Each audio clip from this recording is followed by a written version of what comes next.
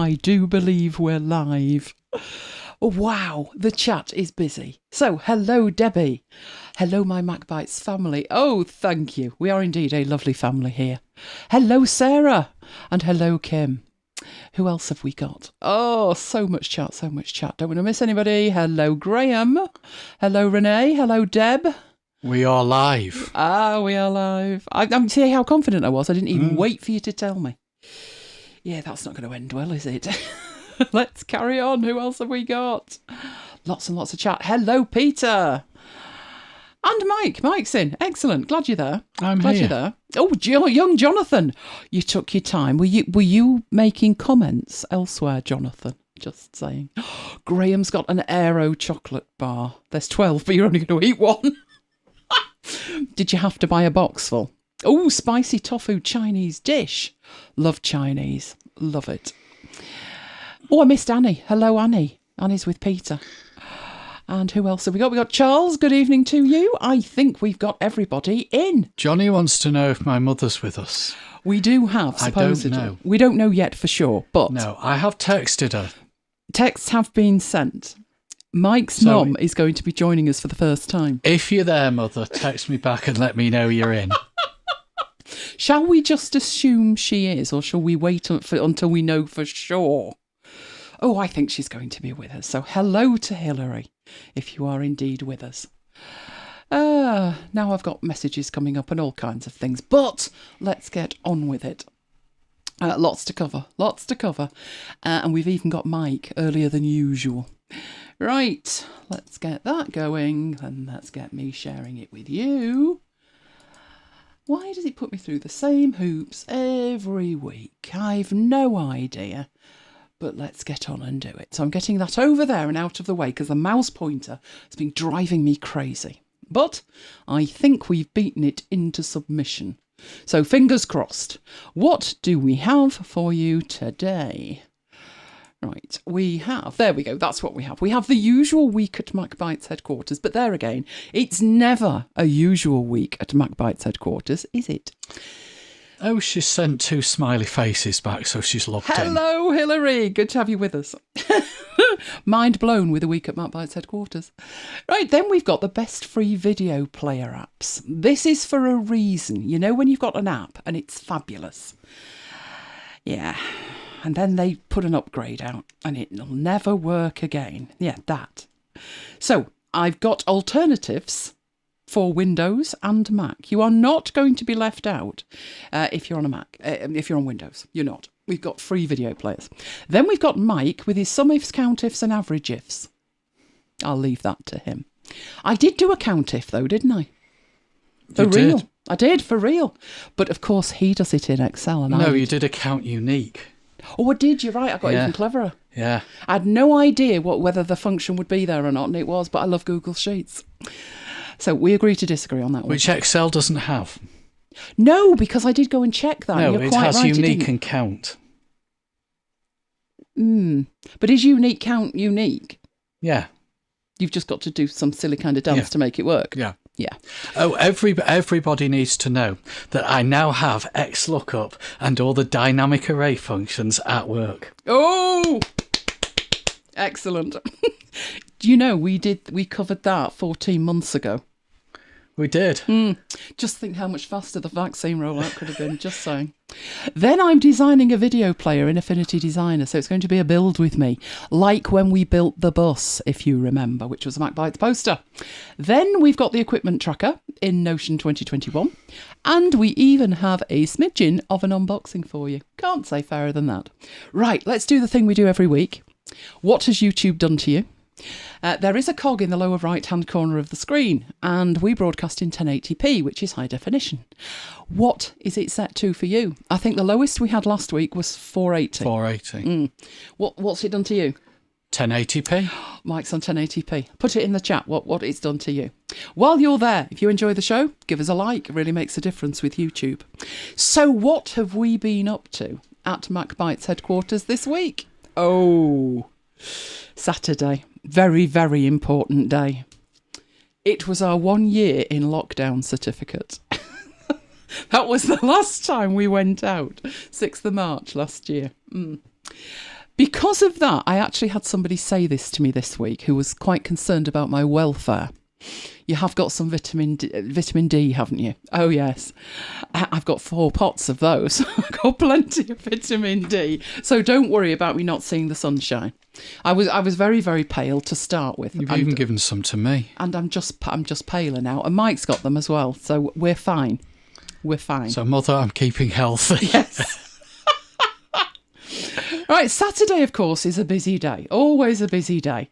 I've got all my music shows that I put together, and there were 9 of them this week. Mike was busy doing other things. This was a new delicacy we tried, wasn't it? This was portobello mushrooms, but pizza. So it had on it the world's... What do we say? The scare... Not the world's shortage. The scarcest thing ever, the thing we've got from Tesco's, which is tomato... Is it puree Tomato paste? puree. Right. The one that comes in the tube, that. Nearly didn't have enough, but that was what he made, and they were absolutely delicious. Obviously, I'm gluten-free. That tasted like pizza. I was amazed. However, the pepper should have been green, but hold that thought. Then, of course, we went into Marooned at MacBites headquarters. And then 8 o'clock came and chaos reigned because I was going live on Brooklands, and this time the theme was education. So 5 hours of music and it was fantastic. Many of you joined us, which made it even better. So it was 2 shows, it was 9 shows Saturday, wasn't it? But Sunday was something new because it was 2 shows Sunday.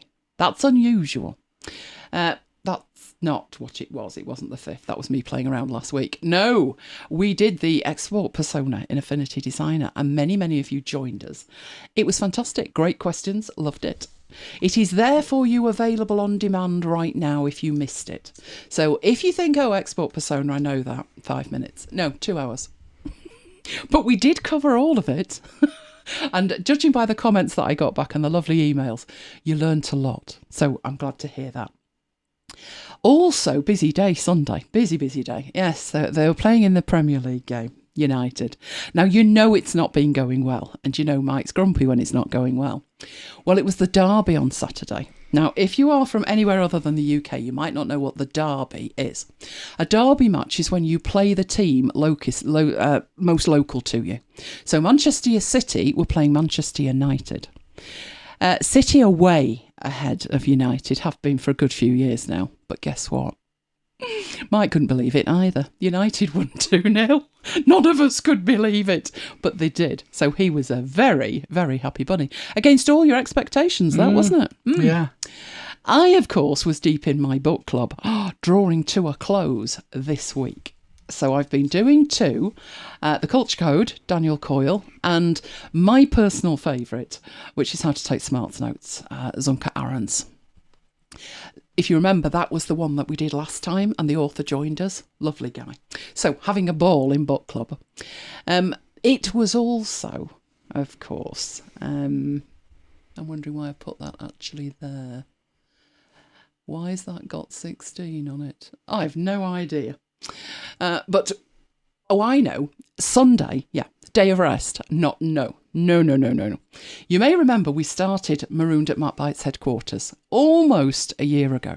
It was the 16th of March 2020, which was a Monday. And we were going to do this for 5 days. Just 5 days. First week of our lockdown. We weren't actually in an official lockdown, but we decided, 5 days. We're not going anywhere. We'll do a show. And you guys loved it, and you wanted a feed so you could subscribe to it and not miss an episode, and that's what we've done. But, bad me, listen, smacking wrist. I got a little bit behind with the episodes from Christmas. So on Sunday, I knuckled down and I processed and published 36 episodes. This was important because we have Tracy with us. I don't know if she's actually in the chat at the moment. Tracy's just logged in. She's just logged in. Tracy is in the middle of doing not just the MacBites marathon, which by comparison is easy. That's 135 episodes. No, the Marooned at MacBites headquarters marathon is heading towards 366 episodes, and Tracy is so close. I do believe there's about 16 episodes to go. So fingers crossed, well done, Tracy. And they're all there for you. Tonight's is going to be interesting, though, isn't it? Because we lost the sound in the middle of it. Oh, yeah. So that one's going to need a bit of an edit. Darn it. I will make sure that it is up to date, because our anniversary is Tuesday. So it's not long now. Right, but back to last Monday. What were we doing last Monday? Oh, we had a new arrival. Most exciting day. This is the most exciting it's been for quite a while, actually, isn't it? Not going out. New arrival. That is Jerry the giraffe. He came from Amazon for Lola. I just saw him and I thought, a giraffe, that's what she needs. She needs a giraffe. So we got him here. We doctored him with cheese. So he lived with the cheese for a while. He must have smelt absolutely delicious for Lola. This was the after party. The welcome just exhausted the pair of them, and off they went to sleep. Alarmingly exhausted, bless. Now, I know what you guys are like. There's Jerry. There's the dog. Fabulous. And what do you look at? The green clips on the drawers. I will explain the green clips on the drawers one day, but it won't be today. Right, Tuesday. Oh, Tuesday was all for me about going back to school. Not school. No, we had a governor's meeting, but it looked like that because we were all online. And there was lots to take away and do, and courses that I've now got lined up. So Tuesday was like, oh dear. Oh dear, more work. Which took us on to Wednesday, when Mike got the colour right. If you're going to have pizza, it's got to be Italian colours. And yet again, they were gorgeous. So that's definitely on the replete playlist, subject to Mike being able to get hold of the tomato puree, of which there is now a worldwide shortage. I've got 10 on order. Whether 10 will turn up, who knows? But there are 3 in the house, courtesy of Tesco. That's because Tesco will only let you buy 3. But really? Honestly, it's not toilet rolls or something, is it? Why can't I buy more tomato puree? It's tomato puree. But Asda don't mind. So hopefully, fingers crossed, we've got more of that coming tomorrow. Which took us on to Thursday. Now, after the high of Sunday, it could only really go downhill, couldn't it? This is a 2-legged affair, isn't it? Yeah. And do away goals count double? Yeah. Oh dear. Because it was at home and they drew 1-1. And what was worse than that, because I've explained this to the non-football loving people, if you draw 1-1, you think, well, you're drawing, it's 1-1. Yeah, but if you're winning until injury time and then they get a goal, you don't feel so good. And that's what happened. Yeah, and I had to keep my temper during Marooned.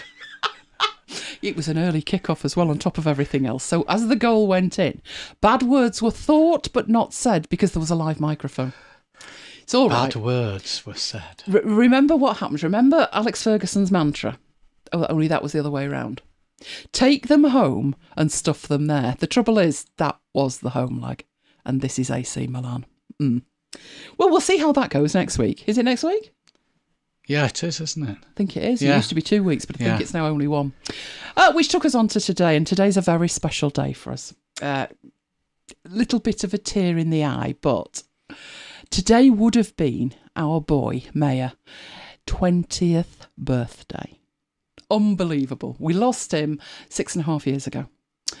But that was him the day he arrived. Just look at that face. Introduced us to the breed. He was our dog. He was the best dog, wasn't he, Mike? He was. That straw, him with his toy straw. He ate the eyeball. That was interesting. Mike had to wait 2 days for it to reappear. Poop patrol. So I love that photo because at the point, Straw had 2 eyes. Yeah, not for long.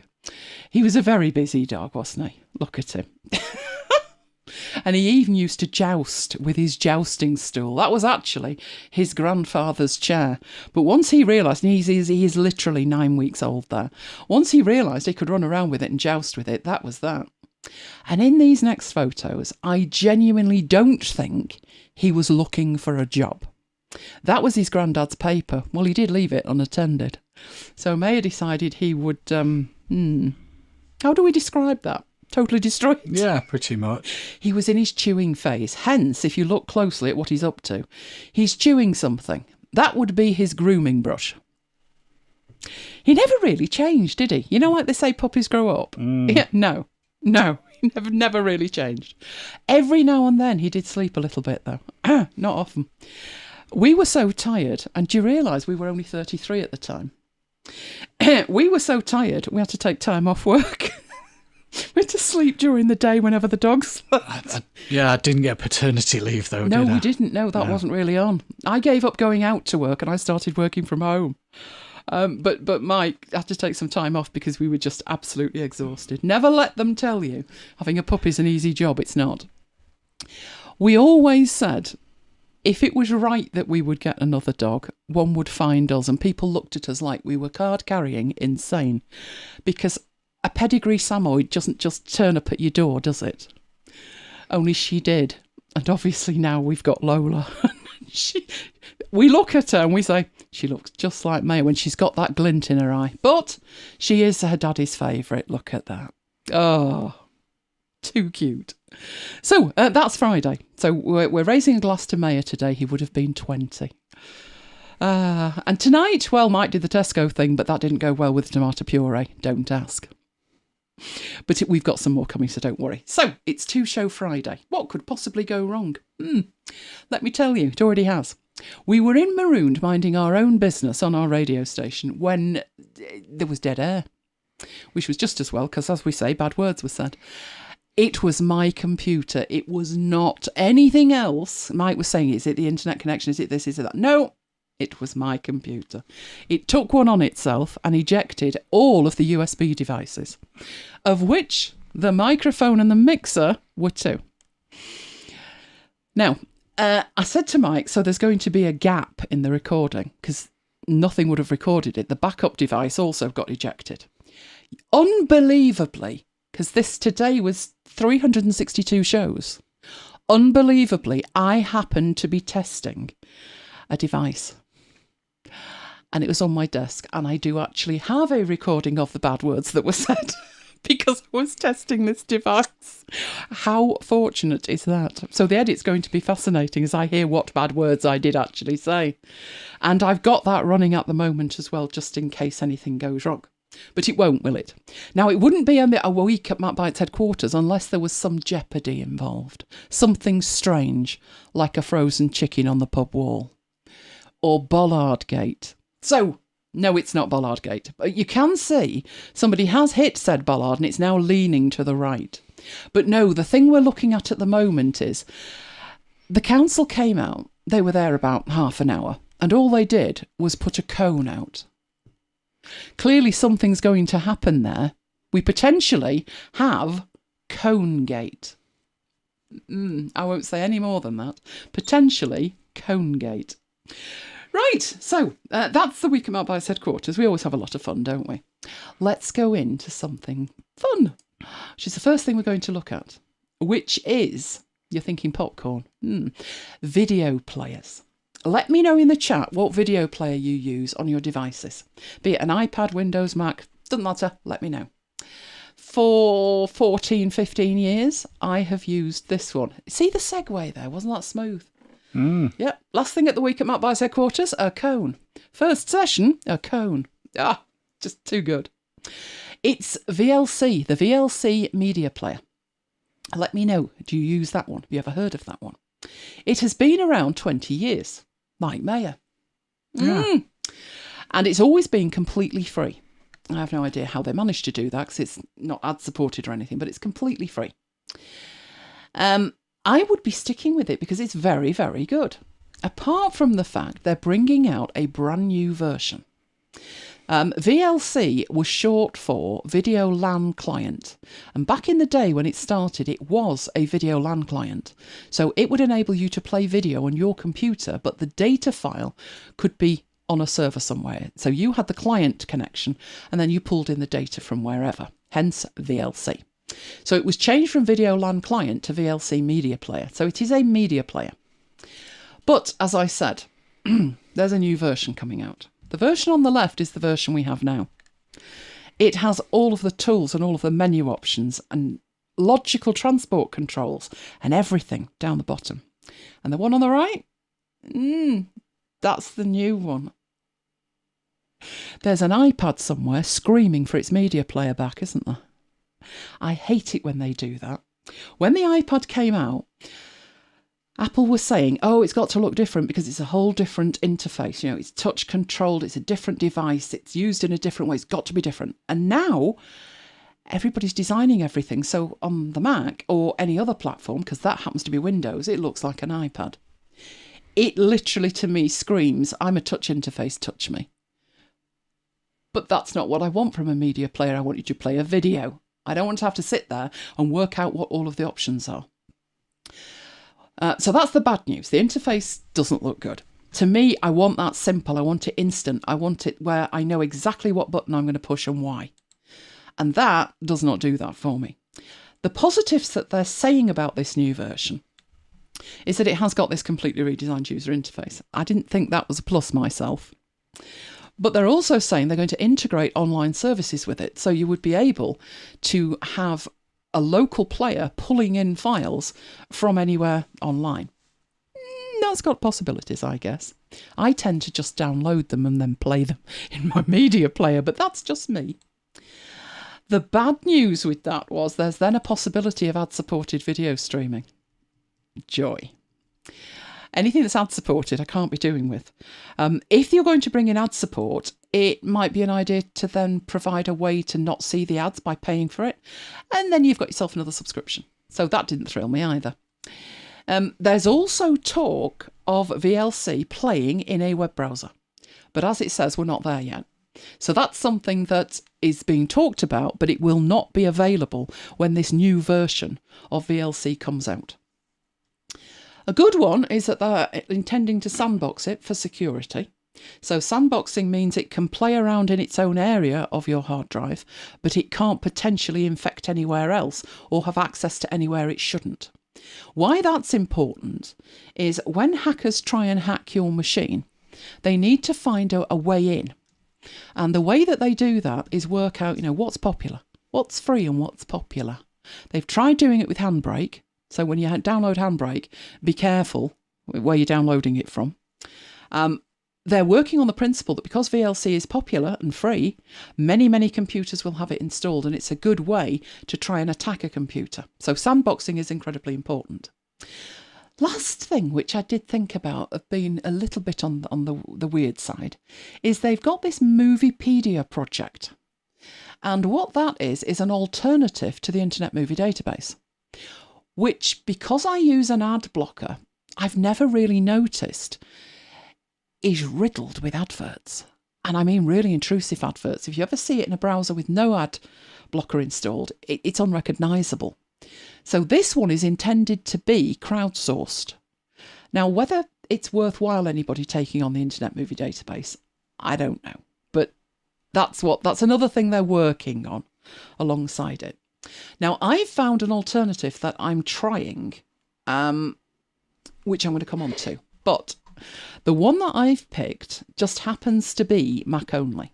So before we headed there, I wanted you to be aware that if you are a Windows user, you do have a lot of other alternatives rather than VLC. So just a few of those. I think I've got 3 of those, or 2 that are Windows ones. You're talking to me mother there. Yeah, Windows user. Windows user. There's a one called Music Bee. So obviously that's intended for music, and it has features that work really well with music, but ultimately you should be able to play anything with it. So that's available. Another one is called Pot Player, which is somewhat of a dodgy name, that, isn't it? But yeah, either way, that one I thought the interface looked very nice, an elegant interface. I like that. There's 32-bit and 64-bit download, and it goes all the way back in terms of support to Windows 8.1. So that's another alternative. The third one is called MPV, and that one again, free open source, and this one's cross-platform. So there are many, many alternatives. I settled on this one, which is called IINA. I'm presuming that's how it's pronounced. Could be IINA, but I think it's IINA. And this is not just, a player that, I'll install a media player on my computer. This supports everything. It's music, it's entertainment, it's TV programs. It will play virtually anything. It has the most beautiful interface. It's completely free. You can also join the beta program and get nightly builds of it. It says only for modern Mac OS, and that would have said to me, oh, it's only Biggles, Big Sur. But it's not. I'm on Catalina, and it works beautifully on Catalina. Now, it has a light mode and a dark mode, which VLC also has. Do you use VLC in light mode or dark? Light mode, I think. Light, because I don't know how to change it. Me? Dark, because I do know how to change it. Actually, you know, this week, because I use Microsoft To Do at work, and because it's got a blue background and my Windows desktop is blue, I was having difficulty seeing it. I've switched to dark mode. Ooh. I also switched to dark mode on Teams, and I'll wait till you finish drinking. I couldn't see a thing. So I switched it back to light mode. Do you know, they say it's for accessibility. I'm pointing that out because I always turn my media player to dark mode. But if you look at that image, you can see that the transport controls, quite unusually, are at the top of the window. That's all changeable. The whole thing is configurable, and that's certainly not where I have them. So hold on to that thought. It does things like picture-in-picture. It's got so much control, so that's what I'm going to be showing you. I've reconfigured the whole thing and completely moved from VLC because while VLC is incredibly powerful and it may be able to do the majority of what this does, one, the interface looks like it's from 2001, to be honest, it does. And two, it's so powerful. It's got so many options that sometimes the ones that you want are either hidden away or they've ignored those for these weird options. Mike can tell you a story about weird options in VLC, can't you? Yeah, there's a whole bunch of shortcuts, including Command and Z, which turns it to random playlist. Well, not playlist, but if you've got a playlist, instead of playing in order, it just plays randomly. But Command and Z in anything else is undo. So I must have accidentally enabled it because I must have done Command and Z in something like Word or Excel or whatever, and not realised that at the time VLC had the focus. So whatever I was playing at the time was just a random. It was playing randomly, and he said to me, "Well, how do I fix it?" So we'll have to work out what the shortcut key was that you clicked. So VLC, it is powerful, but some of the stuff that's enabled is like, why did they do that? And you spend half your time turning it off. So IINA solves that problem for a start. It also plays anything, not just local files. It will actually play online streams, and it will play playlists from YouTube. So if you wanted to watch every episode there's ever been of After Hours, and you know, who wouldn't, then you could do that because there's an After Hours playlist. So it supports the playlists. And as it says, it's free, open source and in active development. So it's still being developed, features are still being added to it. It's a relatively young application, but it's really beautiful, and that makes a difference to using it. And the options that they've given you are the options that I think you will find the most useful. So let's go and actually have a look at it, shall we? Right. It's bound to open on the wrong screen. Okay, and what it's doing is it is indeed opening on the wrong screen. So what I'm going to do is go get my data, and I'm going to double click a file, and hopefully it will open in there. There's my data, and here's my video, and I've actually got a long video there, so I'm going to double click on that. Right, there's one of my videos. Right. Debbie S says the YouTube playlist got my attention. Sold. and even better still, it's free. Oh, now Renee just loves VLC. Well, we'll see. This might give you, even if you do love VLC and you want to stay with VLC, it might just give you an idea of something that you could configure VLC to do, which I hadn't particularly done. So this is how I've got mine configured. So for a start, I double-clicked a video and it opened, but it didn't start playing. That seems like such a small thing, but a lot of the time when I'm working with a video, I'm going to make notes from it. So I want it to open, fair enough, but I don't particularly want it to start playing straight away because I'll be opening up something else to make notes in. So I like the fact that it just opens up and then sits there and waits for me to play. The other thing is, when it starts to play, so let's bring back that Finder window and put that over the bottom of it. Right, there it is. Okay. This has probably happened to you. When it starts to play, as I click on it, right, yes, it will come up. But if I click the play button with that behind it, when it starts playing, it plays and it brings it to the front. So as I'm clicking on this Finder window, the video is set to be on the top. Only when it's playing. So if I go back to it and pause it, then the Finder window, you can bring that back to the top. And I thought that was a lovely compromise between having a player that's in the background, you know, where whatever you put on the top of it, it's going to stay on the top of it, and being in the foreground where everything's behind it and you then can't get to the stuff behind it. So that, I really like that feature. Did take me a little bit of time to get used to some of the other stuff, so let's have a look at some of the other stuff. So I've got mine set up so the controls are along the bottom. All of that is controlled in the preferences. So the preferences are where the power in this lies. So taking it from the top, what I actually changed, I did have it show the welcome window, but you could also have it show the open file panel, or you could have it do nothing, just sit there and wait. So I have it show the welcome window, but I very seldom actually open it. I double click a video and that opens it because I've got this set to be the default handler. I'm assuming we all know how to do that.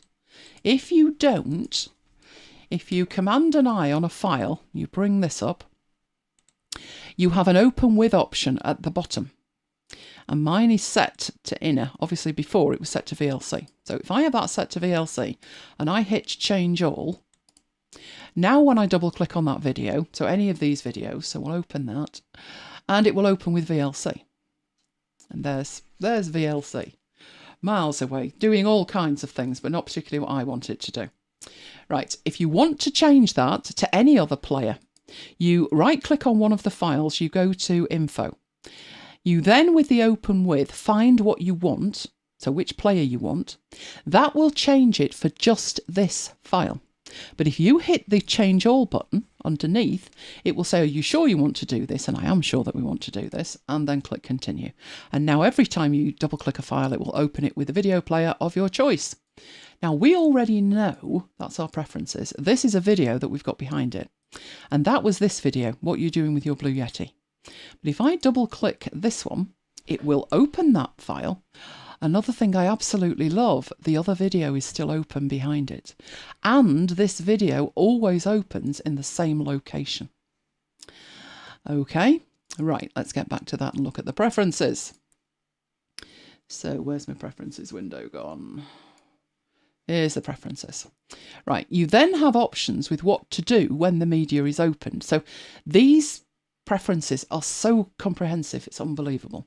So I actually want it to pause. I don't want it to play, I want it to pause. It will also, you can set it to play and pause when you minimise or unminimise a window, when it becomes inactive or active, when you go full screen or not, when you leave full screen. I've just got it to pause when the machine goes to sleep, but you know me, my machine never goes to sleep. It begs for mercy regularly. So those were two options that I absolutely loved with it. Right, then you've got always open new media open media in a new window. And I do want it in a new window because that gives me multiple windows with different videos in it. There's nothing so infuriating than needing to look at a video, so you double click it, and then VLC closes down the video you had open. And you're like, no, no, no, I wanted the other one. I wanted to see this for 2 seconds and then go back to the other one. And this enables you to do that with this always open media in new window. I'm sure there's a way to make VLC do it, but you're going to have to wade through 3,000 options to do it. Right, you can choose to quit after all the windows are opened, which I didn't enable, not quite sure why. If I've closed all the windows, I probably do, so I'll put tick in there. Keep the window open after the playback finishes. Now that's really useful if you've made your notes and you want to go back and check certain parts of them. This option to resume the last playback position is important as well. Let's say you're in the middle of making some notes. So I've put a tick in that box. So let's say we're in the middle of doing this. And we're up to that point there, which is 1 minute 53. And then we close it and go and do something else. And then we come back and think, I need to carry on making those videos. It's remembered it. It's remembered the place it was at, 1 minute 53. And it does that with that little checkbox there, resume the last playback position. VLC can do that. Many of the others can do that. All I'm pointing out with this is the options in here that make a good media player. Don't care which one.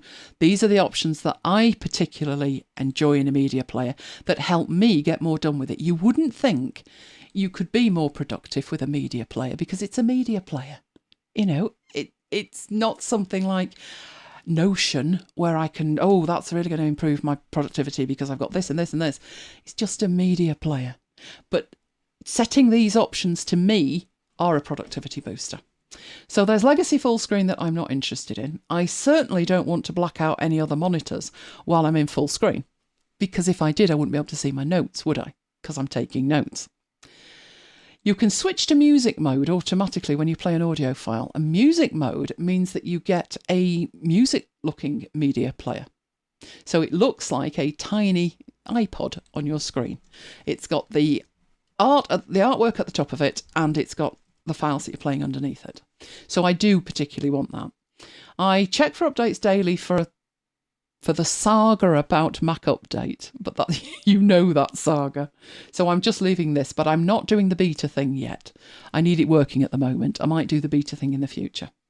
Right, then you can enable the playback history and the open recent. So I do have that turned on because I might want to go back to a video that I've recently played, so it makes sense. This one is just pure genius, this playlist thing. Add files in the same folder automatically. And I thought, what does that mean? So I put a tick in the box and I had a go with it. And I had some videos that were probably from a box set of DVDs. And they were named like whatever the TV show was. S01, so season 1, E01, episode 1. And in the same folder was episode 2, 3, 4, 5, 6, 7, etc. When you put a tick in that box, you just start watching the first episode and it will automatically then pick the second when that's over. Without making a playlist, without doing anything clever, it just automatically does it. Which I thought, no, I'll turn it on. I wasn't overly impressed. I'll turn it on. It's genius. You know, because what I was doing before was like, where was that file? I'll have to go and find the next one. And now it's doing it automatically, which is particularly good. Right, I'm going to show you this one, but it can take screenshots of whatever you're playing, which is fantastic. So I'm going to come back to the screenshots one. In terms of the user interface, I've got this set to dark. You've got light, dark, or match the system. My system is Catalina and it's set to light, but I prefer the media player to be dark. You can even set the initial size of the window, which I thought, well, I just want it the size of the video. And then I thought, hang on a minute. You know those videos that you get and they're old and they're 480 or they're 360. What do I do with them? I resize the window. As soon as I open it, I resize the window.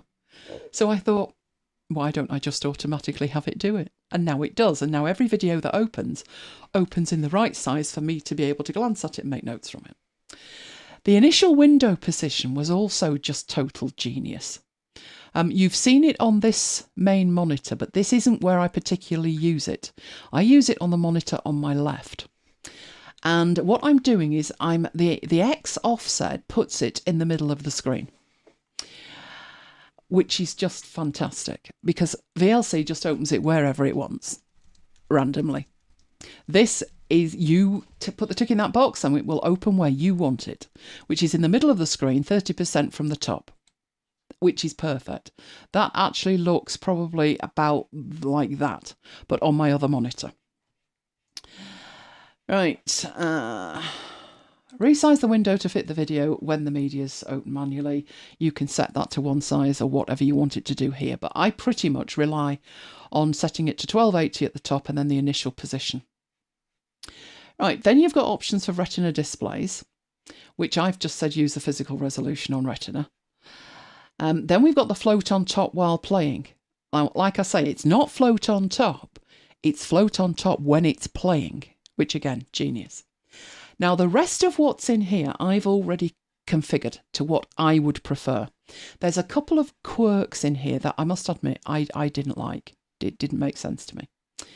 Initially, it was set to floating. Now, what does floating mean? Well, the little icon here shows you that. This looks very similar to QuickTime. It's where the controls, the transport controls, float at the bottom of the window. And I wanted that to be at the bottom. So they appear at the bottom. The alternative to that is at the top. You could put them at the top, which was the ones that were on the screenshots. But I'm always going to want that at the bottom. Otherwise, I've got to go all the way across the video to get to the top to find the transport control. So I did put that at the bottom. You can then customize what's actually on the toolbar. So if I hover over this, you can see here, these are configurable. So I can go in there and I can customize what I actually have in there, whether you want to toggle or enter music mode, whatever you want to do with it. That is set to auto hide after 2.5 seconds, but the default was 3. So I changed it fractionally. This used the left and right buttons, and that is these buttons here that we're talking about. Those, to me, isn't it obvious what they should do? They should fast forward and rewind. Well, it does say fast forward and rewind, but that's not the default. The default was the speed, I think. And I thought, that's ludicrous. Next and previous media might work if you've got a series of videos, but I thought I'm going to just want to fast forward this video. So I changed it to the bottom one. I also have the show chapter position in the progress bar, so I've enabled that. I've got the on-screen display, so I enabled that. I didn't do much with picture-in-picture, I don't think. And I don't think I changed very many of these. It does automatically show you thumbnails if they're available in the folder. And this is like, do you want it there? But I could disable it, I guess. I don't particularly use subtitles that much, but I would use them if I was checking my subtitles. Then you've got your network cache stuff, where if you're loading in files from online, you've got all of the options here for both mouse and trackpad. You've got keyboard shortcuts, so you never, ever, ever have that problem that Mike did, where, you know, Command and Z, that always undoes. No, no, no. And importantly, it's not just a case of creating them. It's a case of maybe taking some away. So I wanted to make these logical shortcut keys for me. So you'll see at the bottom, you know, you've got VLC. If you're used to using VLC, you can use the shortcut keys. You can use the inner defaults, or you can have a custom one, which I've got. I put some custom ones in. Didn't put anything in the advanced, nothing in the utilities, and that was me set up and raring to go. So I can do everything I need to do. So as I'm going over this, I get the thumbnails, so I can just play the bit that I want to play.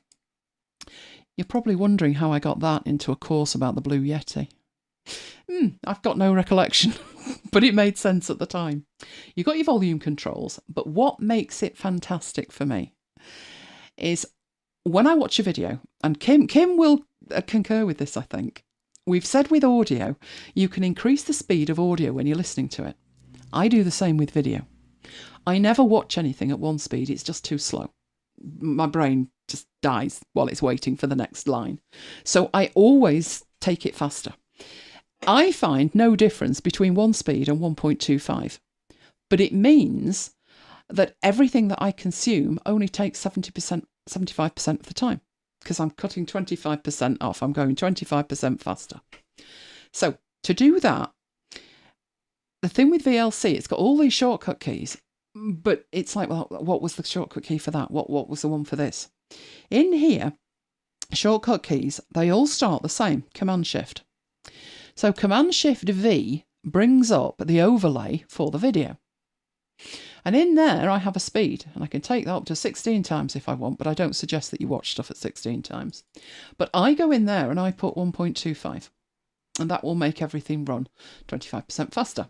So I love the fact that I can get to that window with a shortcut key that is not identical to the other shortcut keys, but obviously, because, you know, a shortcut key is going to do one thing, which is that. Same shortcut key to hide it, but the same root source, so Command Shift. If I press C, I get the chapters. If I press the same two, Command Shift and P, I get the playlist. And that can also close it. I can also So we've done chapters, haven't we? Command Shift and A will take me to the audio, and Command Shift and S will show me the subtitles. So I only really have to remember Command Shift, and then everything else is totally logical. V for video, A for audio, S for subtitles, C for chapters, and what was the other one? We done video, audio, subtitles. What was the other one? Obviously not that important. Chapters, playlist.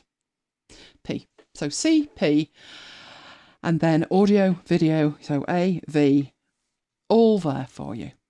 Absolutely love that. Video, audio, subtitles, playlists and chapters. All with that. You only need to remember 5 keys and you can get to everything as an overlay. You can also, if you then can't remember how you got it up, get rid of it as well.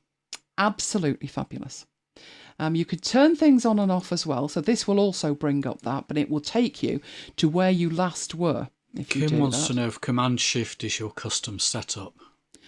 Don't think it is. I don't think it is. Let's check. If we go into our key bindings and we look at the default, no, if you look here, we've got Command Shift and V for video, then audio, then subtitles. So no, I kept those. I think the ones I took away or changed were just to do with the speed. I was trying to get it to be able to change the speed on a shortcut key rather than actually bringing the window up. So that was the only thing that I changed. Obviously, you've got your volume at the bottom as well. Now, the thing I love when I'm taking, and you know this, you guys know this, when I do some kind of course, so when I'm making notes, so what I'm explaining to you when I make notes. When I make notes, what am I making notes about? And it'll be a course of some description or a video of some description. And you know that we've done, and I'm frantically trying to find it, the learning management system that I built with all of my stuff in it.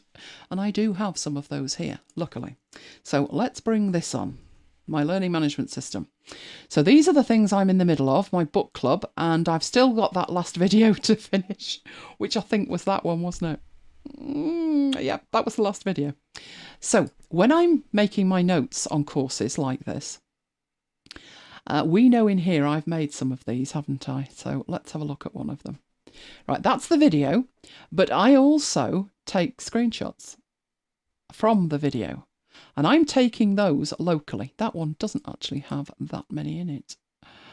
There we go. That one has a lot more. So I'm taking a lot of short screenshots. I'm putting my text underneath it, but I am taking a lot of notes to save me actually typing stuff out. Why would I do that? I just need a quick way to look at one frame in the video. So I take a screenshot. And that means the notes that I actually add to it here are things that I add to it and not just stuff she's saying. So I'm just typing it out blindly. So screenshots are incredibly important. And I need a really good way to take those screenshots. Now VLC will do this in exactly the same way as this will do it. It's just really simple in here. So let's get to, say we want that. I'm going to look at 4 things. All I need to do, and I can do this whether it's playing or not, is Command and S. And it gives me this overlay where I can say, no, I don't want that and delete it. Or I can edit it. Let's do another one. Or I can reveal it. And if I reveal it, it is going to reveal it. Good grief, where's it revealing it? In a Finder window. So let me group all those together that I've done before. Good grief, how many are in here? Right, and let's get that back. So it's saving them in your pictures folder inside.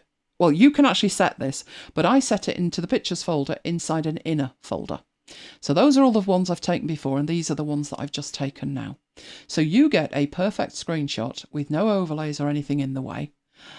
And it's automatically numbered, etc. So let's get that out of the way and take some more. So with it playing, it's actually now playing, I can Command and S, reveal, edit or delete. It's saved that now, and now that's gone on to another one. But even before that's finished, see how fast the slides are moving. If I wanted to take a screenshot of that, I can, and I can just keep taking them. So we've now got talking head videos and all kinds of stuff on here. Let's do that. I actually took that shot. It needed a lot of editing. Okay, so what's happening while I'm doing that is over here, and remember that's at the front while it's playing, so if I stop it and press on here are all the screenshots. And that's how I do it. And then I just take those and drag and drop them in place in the notes that I'm making. So for me, it's critical to have something that does that. And that does it, I would say, faster than VLC in my experience. So the reason that I don't watch the videos online, I want to be able to take screenshots like that where I don't have to think about drawing around it. I mean, obviously I can take a screenshot by drawing around it, but it's got rounded corners, so I'd have to try and get that in the middle. I can do a screenshot like that, but I've got to stop and, you know, there's the screenshot and then it uploads and then it moves to where it should be. And while I'm doing that, and if I were to hover like that and take the screenshot, I'd get all the chrome on it. So the fact that it can take the screenshot for me is such a time saver. That's my number one use. The other reason is the speed. So even if I watch something like a TV programme, I won't watch it live. I'll record it or download it and I'll watch it later. But an hour programme is only going to take me about 48 minutes, no matter what the programme is, because I can't be listening at one speed. It's just too slow. So that's the one I'm using at the moment. I've used VLC for years and years, but if you have an option, because you're on a Mac, to try IINA, give it a go. It's completely free. Michael post the link in. Any questions on that? No. There's a few people downloaded it. It's definitely worth a go, trust me. It's so configurable. It feels like mine. It feels like something that I would have built. If I was building one, those are the options that would be really important to me.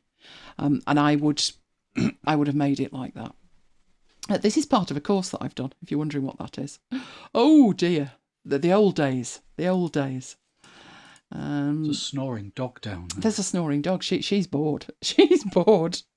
Okay, I'm going to come out of that because we're going to hand over to Mike.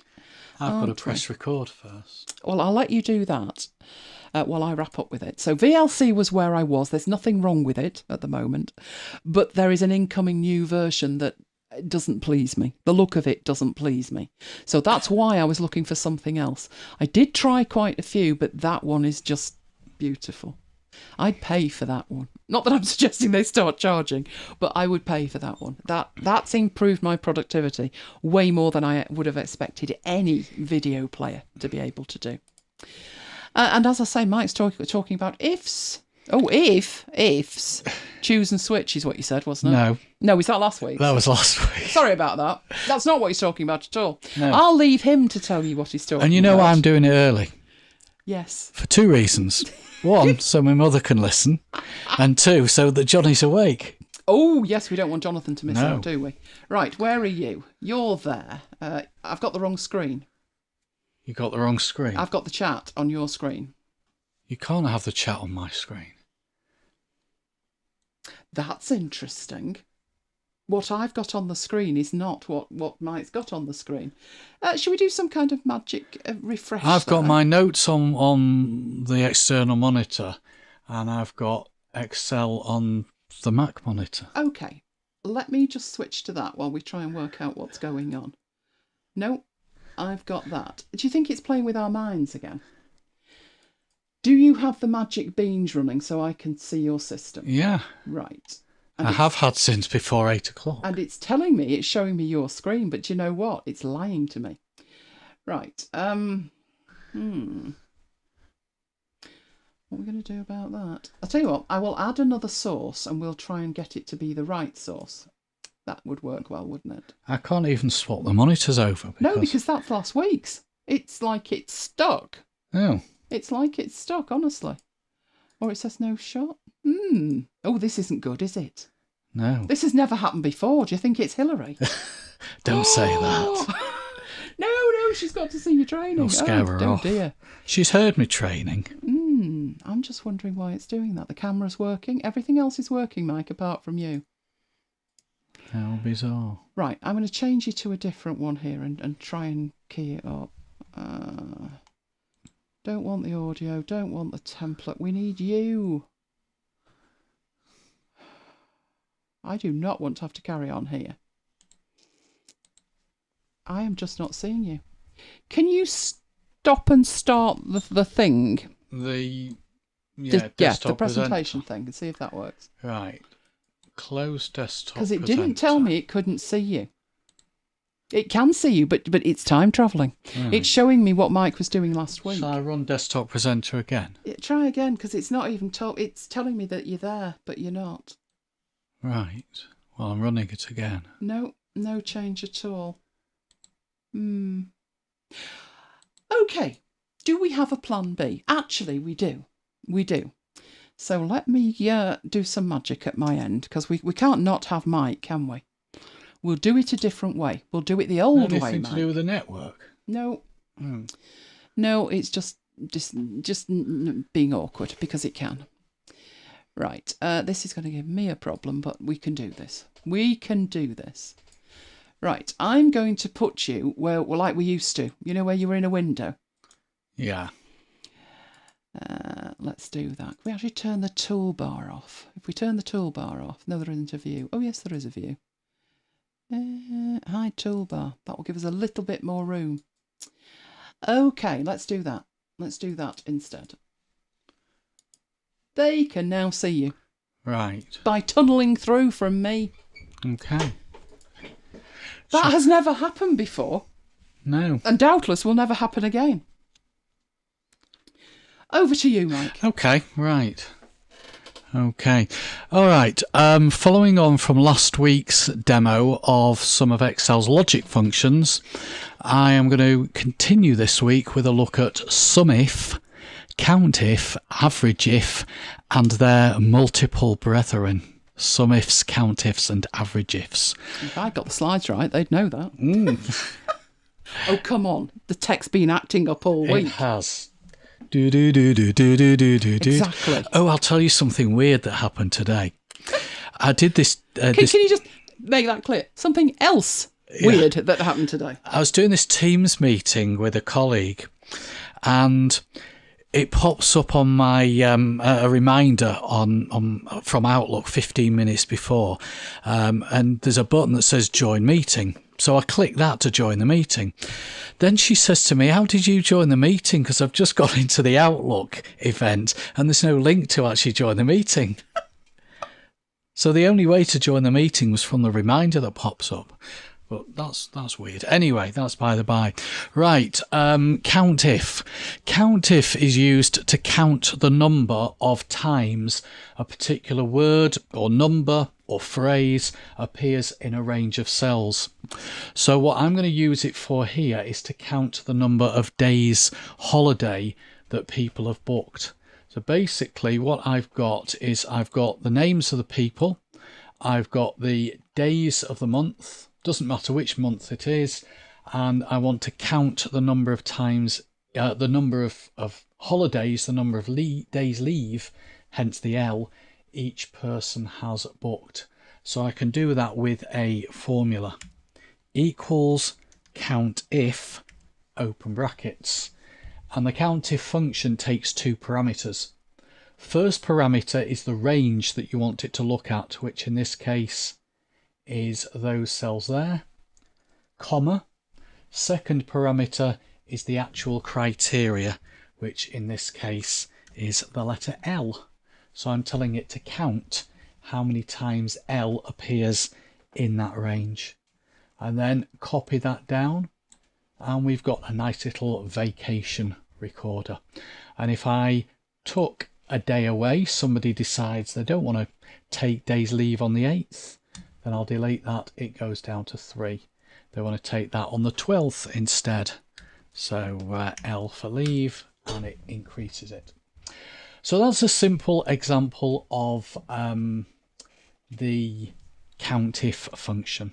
Counting the number of times, as I say, a word or a letter or a phrase appears. All right, the next one is SUMIF. And where you'd use SUMIF is if you want to do a sum, hence SUMIF, you want to do a sum, so we want to add up the number of hours that we've worked, but on a particular project. So I want to add up how many hours I've worked on project X, how many hours I've worked on project Y. Use the SUMIF for that one. Equals SUMIF, open brackets. and the SUMIF takes 3 parameters. Now, this is where a lot of people get confused. They think because you put SUMIF, you actually use the cells that you're adding up at the beginning. It's just one of those things that gets stuck in your mind. But if you look at the little pop-up help, that appears at the end. So the first parameter, in fact the first 2 parameters are identical to the COUNTIF. So it's the range that contains the criteria. The criteria itself, this time I'll actually pick it up from E1 rather than typing Project X. I could have typed Project X, this is just another way. And the sum range is that block there,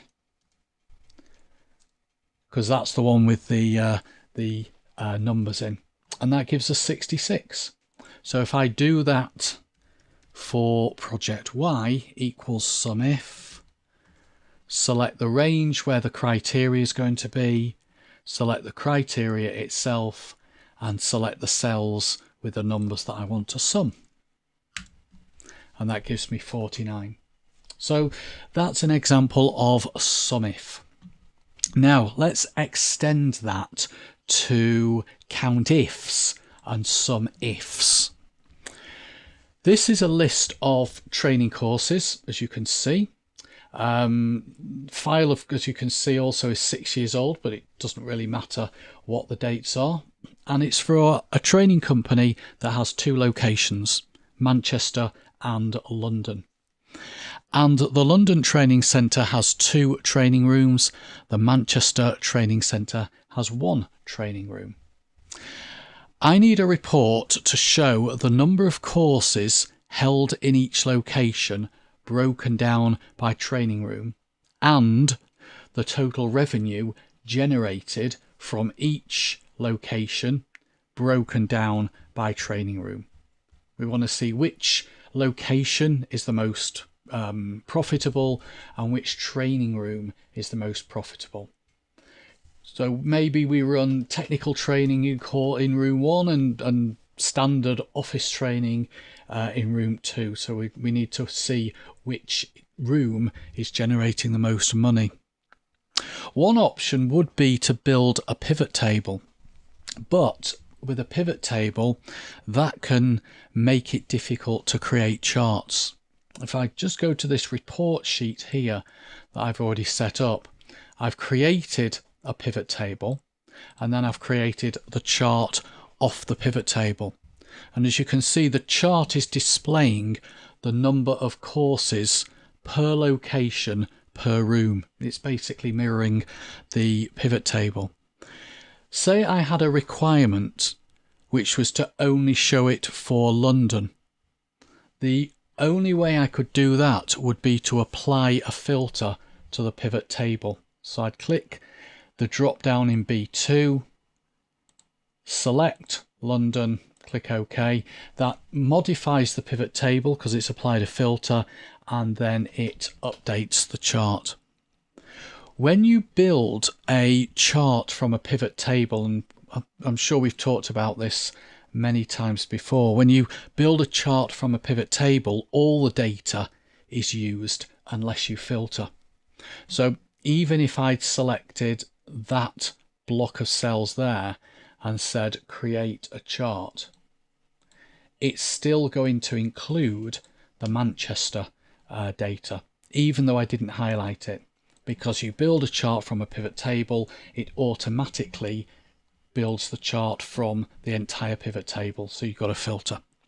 So yes, it can be done, but it can be a bit messy. So in other words, as I say, simply selecting column B and inserting the chart, it will include the Manchester data. You could filter the pivot table, but as soon as you clear the pivot table filter, which I've just done, the Manchester data then gets added back to the chart. There are a number of different workarounds. One is actually to not use a pivot table. So if you decided, right, I'm not going to use a pivot table, even though what I'm going to do, which I'm going to show you in a second, is a little bit more long-winded, it gives you a bit more flexibility. And that is to use COUNTIFS and SUMIFS, which are the plural of COUNTIF and SUMIF. Basically, COUNTIFS you would use if you want to do a count, you want to get a number of, just like with COUNTIF, but you're using it with multiple criteria. So let's say I want to get how many courses there were, so I could use a count, but I want to look at the courses for room 1 in London. That is multiple criteria. That is room equals training room 1 and location equals London. So where you have a situation like that, where you're dealing with multiple criteria and you want to count, then use COUNTIFS. And there's no limit to the number of criteria you can put inside the brackets. Same thing with SUMIFS. SUMIFS is very much like COUNTIFS.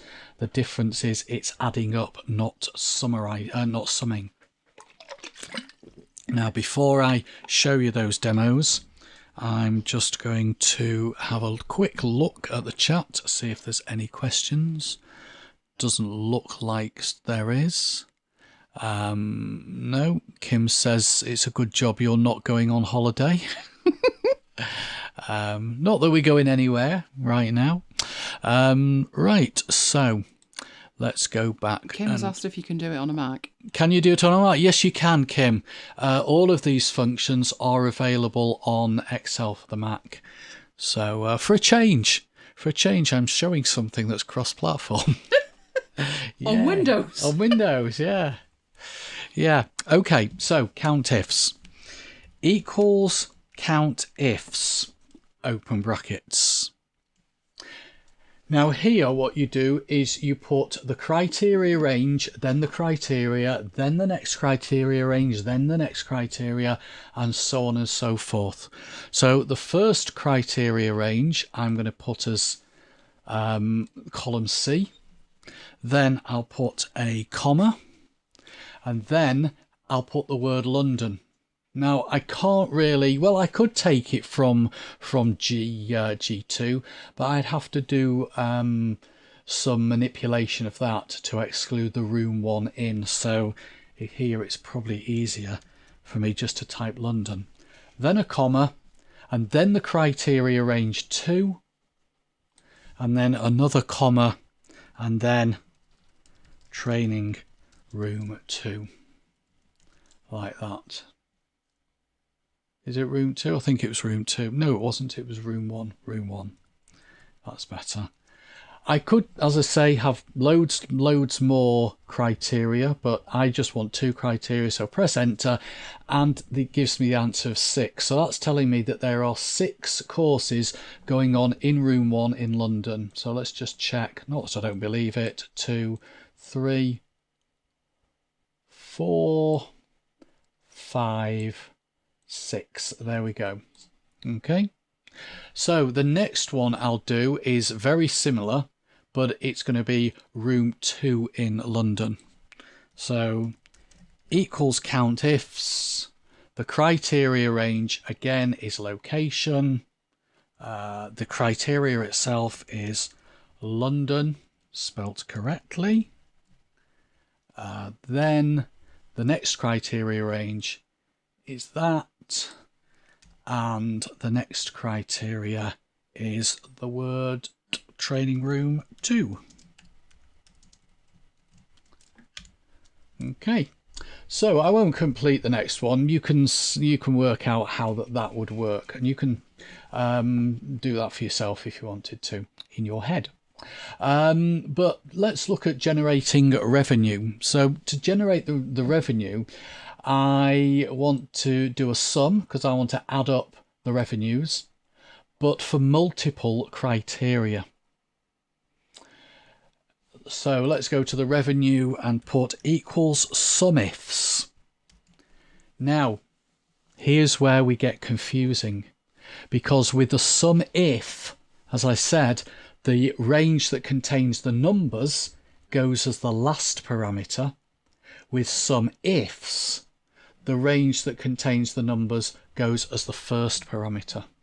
So good job you've got this little help bubble to guide you along. So select the numbers, comma, the criteria range 1, I'll select location, comma, criteria itself, I'll put London, comma, criteria range 2 is column D, criteria 2 is training room 1, and I will put in a third parameter, I will put column B with the criteria of Excel automation, just to show you that you can have many criteria, and then press enter.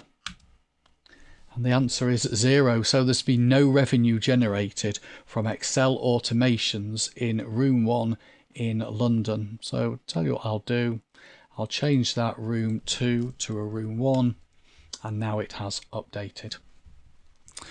Okay, now let's just change it slightly. One of the things we have an issue with that I've talked about many times is what to do when more data gets added down here. It would mean having to go and edit all the formulas to include those extra rows. But if I convert this into an Excel table, then I can refer to the table in the formulas. So select that data, can actually just select a single cell in that data and click on Insert Table. Rename the table, go up to Table Design. Instead of calling it Table 1, I'll call it TBL Courses. And then what I'll do is I'll go and amend these formulas. So instead of referring to C2 to C20, I'll refer to TBL Courses, open square brackets, and column C is location. And instead of referring to D2 to D20, I'll refer to it as TBL Courses, open square brackets, room. I'm going to put the closing square brackets in myself. But the benefit of doing that is if I was to copy that, paste that there and change that to London, it now updates that to 8.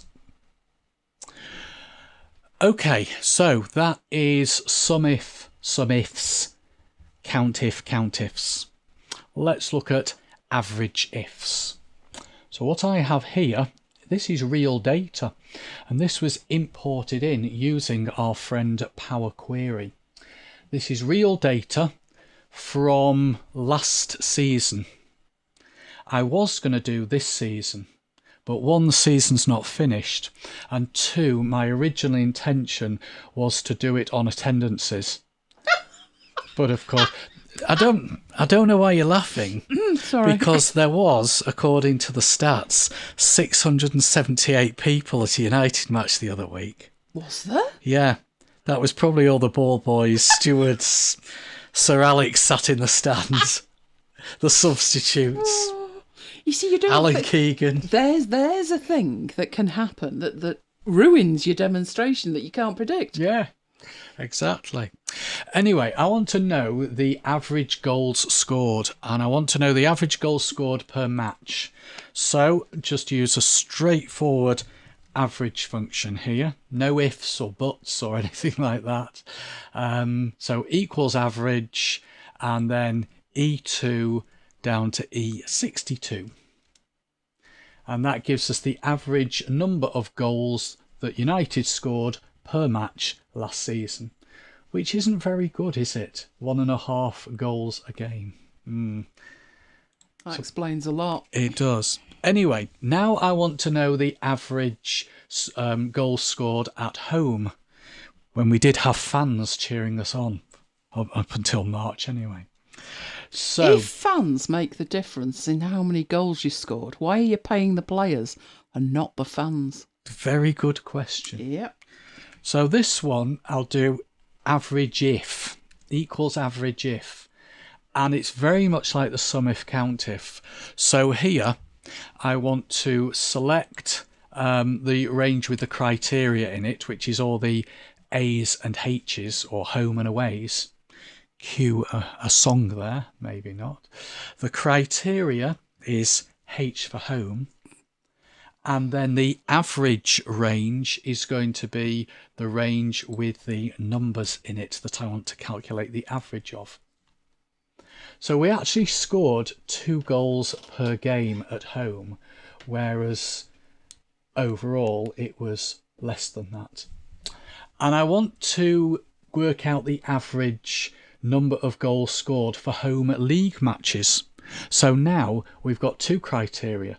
The game's got to have been played at home and it's got to have been played in the Premier League.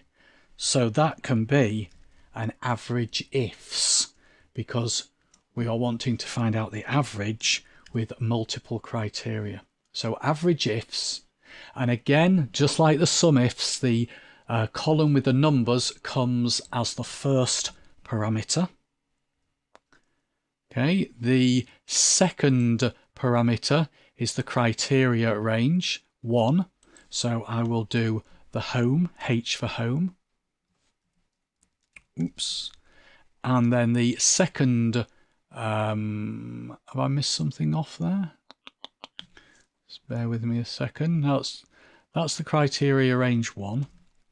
And that is the criteria 1. That's better. Criteria range 2 would be column G.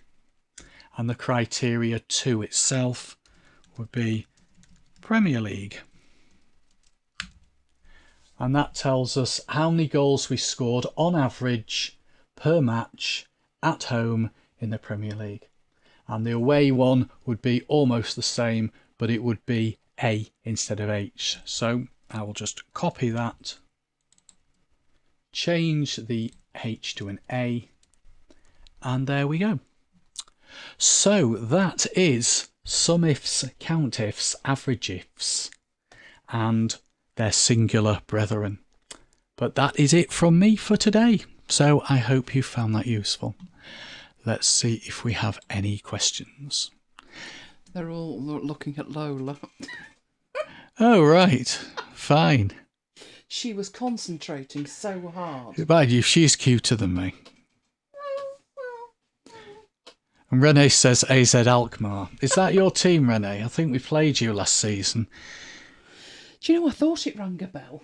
Yeah, nothing to do with AstraZeneca. No. Ah.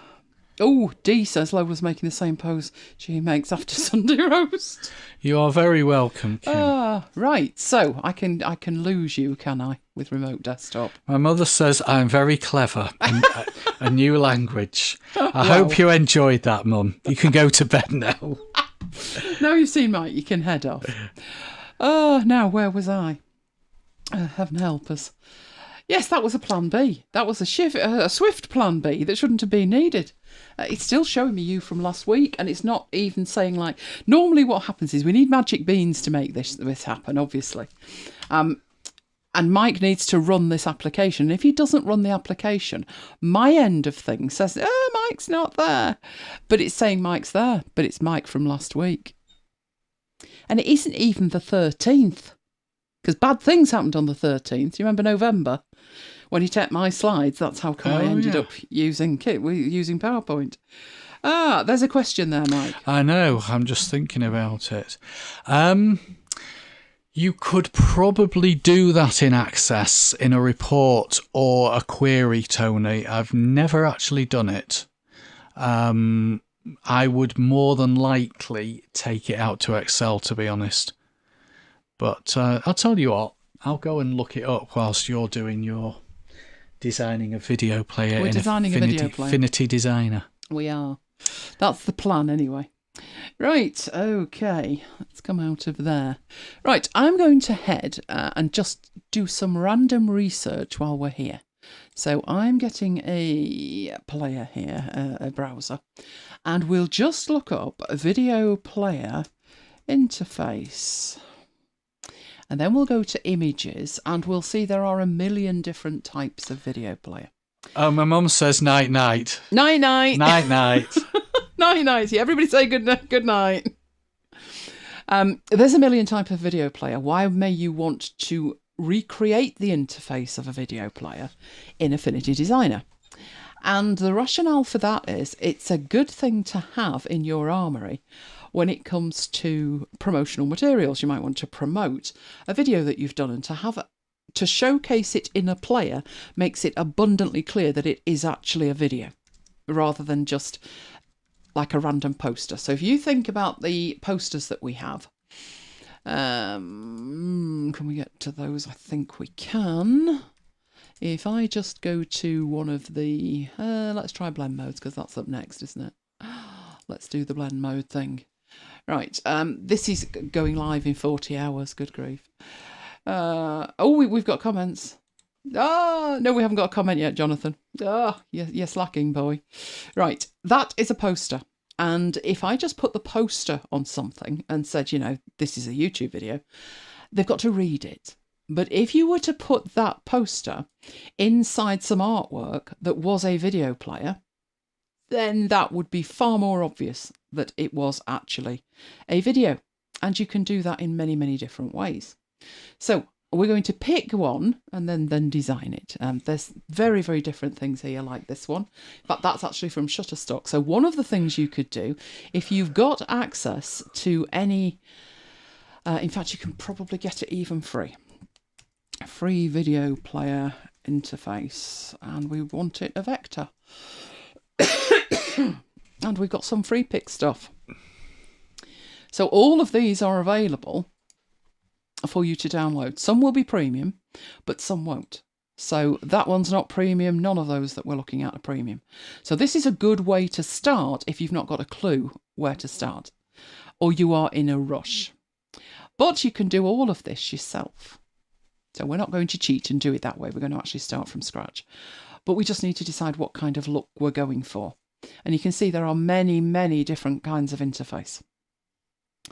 So I will pick one, but let's just have a look at what we've got here. So you could do a kind of one that looks very similar to YouTube. You could do one that's very different.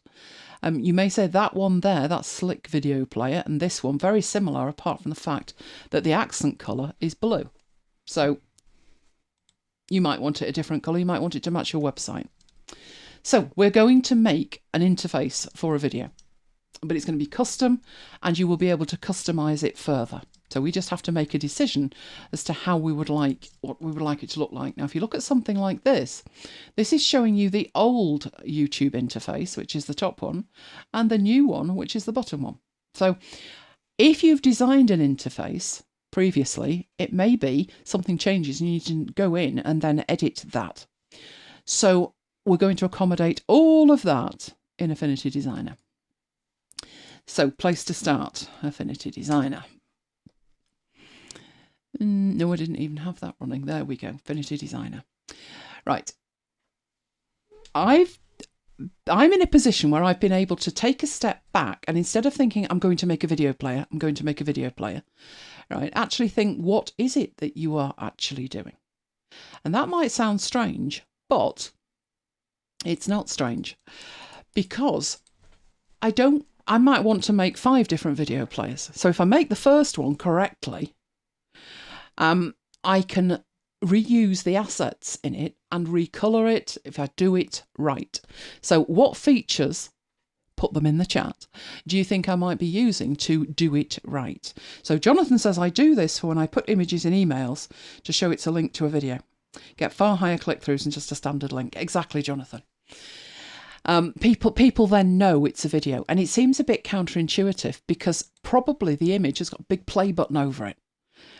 But they're going to click that, and although the video won't particularly play in that window, it will take them out to where the video is, and they will then expect a video. So exactly. Right, I'm going to start with a standard 1280 by 720, just because that's the size of my slides. It's the ratio for a video. I could make it bigger than that. I'm just going to work with that so I've got some kind of idea with it. Right, what do we start with? What would be a good thing to start with? And the answer to that is not to go in and make the entire player. The answer to that is to break it down into components. So what components do we actually have on a video player? Well, if we take a look here again, some have forward and backward buttons, some only have forward buttons. You'll need a pause button. There's the sound button. There's going to be some kind of slider here. Going to need a lot of components. Some don't have all of those. This one here doesn't show you going full screen, but this one here does. So there is a full screen option. There's also a cog option there. Maybe you want to favourite it or share it. So you could do with a range of components that you can repurpose. So we'll start doing that on here. Where's the place I should go first? I mean, obviously, if I want like a play button, then it's going to be a triangle of some description. And we do have a triangle tool. So we could kind of draw that and then rotate it round. And if we hold the Shift key, we'll get that exactly right. So that is perfect.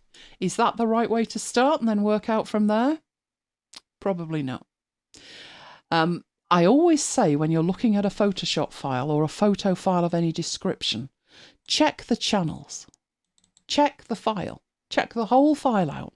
You don't want to be making a selection of, you know, a Samoyed against a background around every single piece of fur the dog has, if somebody else has already done the work. So go and check the channels. They may already have done that and saved you the job. Obviously here, it's a new file. So there's nowhere to go and check in this file where you might find somebody's done all the work. But there is somewhere that somebody may have done all the work, and it would be very easy to forget that. So the first place you might look is in there, but they are just random shapes. Potentially you could use some of them for this, particularly the heart, but no, you're not going to find transport controls in there.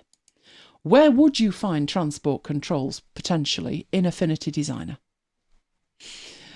That's a rhetorical question, because by the time that you've answered it, I'll be a minute ahead. So in the Assets panel, we've looked at assets before. These are the assets that I have for MacBites that I repeatedly use. Those I've created, the Munich ones I've created, but in here you do have the iOS 12 ones, and that ships with it. It ships with Affinity Designer. So as we look down here, you might think, yeah, but it's not an iOS one. No, it's not. And these are iOS icons. But this is a complete set. As you move down, you've got all kinds of stuff. So for example, if you want to indicate that there's a toggle, so let's say on your player, so we'll do a very, and I do mean very, rough player at the moment. And at the bottom of it, you would like to have, let's move that across, and we would like to have there a toggle that says like play next in sequence, right at the bottom of here. There's a toggle. Now it's far too big, but you can scale that down and you could then use that for your player, and it saved you time. If you wanted to have that shown as toggle on, then take that with it and scale that down.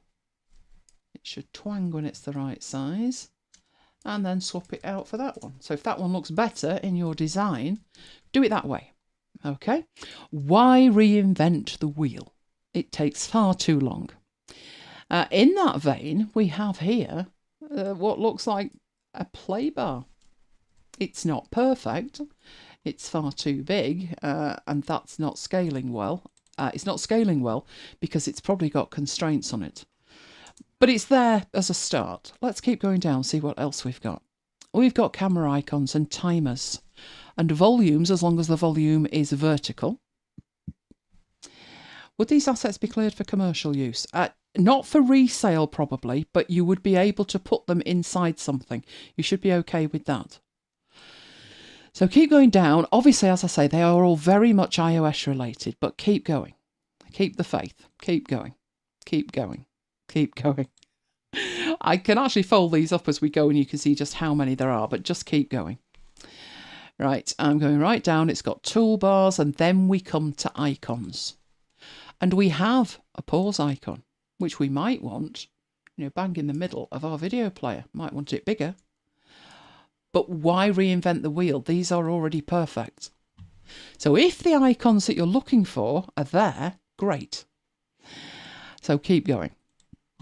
We've got add and videos and inboxes. Right, and so our up and down arrows might help. We've got a back button, that might help. Might be able to use that. We've got an icon if you want to mark it as a favourite. That's pretty decent. Keep going. You might want the ability to share your video. So you've got a share icon while you're at it. Then you get down to the glyphs and you might want to be able to close it. So we'll have a close button on there and keep going. You may be able to use something like that for subtitles. So that might be handy.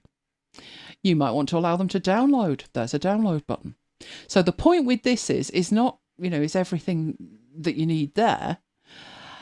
For instance, we have fast forward and we have play. So these are the most useful. Maybe we want plus to add it to a playlist. So we'd like to forward and we'd like to a play button. So these are just really to get you going. You've also got back. So again, why reinvent the wheel? Just check these out.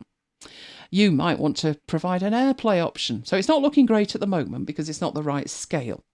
But point is, check what you've already got. Check what you can get online. There are some, like we haven't got a stop button, have we? We got a square. We've got that square. No, that's not really what we're after.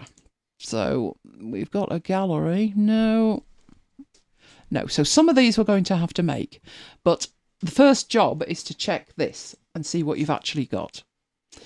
And then work out what scale you want it. So that's why I've scaled the background to 1280 by 720. My player needs to work well on a slide of that size or something that can be derived from that. So when I put an image in an email, like Jonathan's talking about, mine would be 600 pixels wide. I know the width of my email and it would be 600 pixels. So I know, looking at this, that I can do the magic with the export persona and turn something that's bigger than 600 pixels into 600 pixels in the export.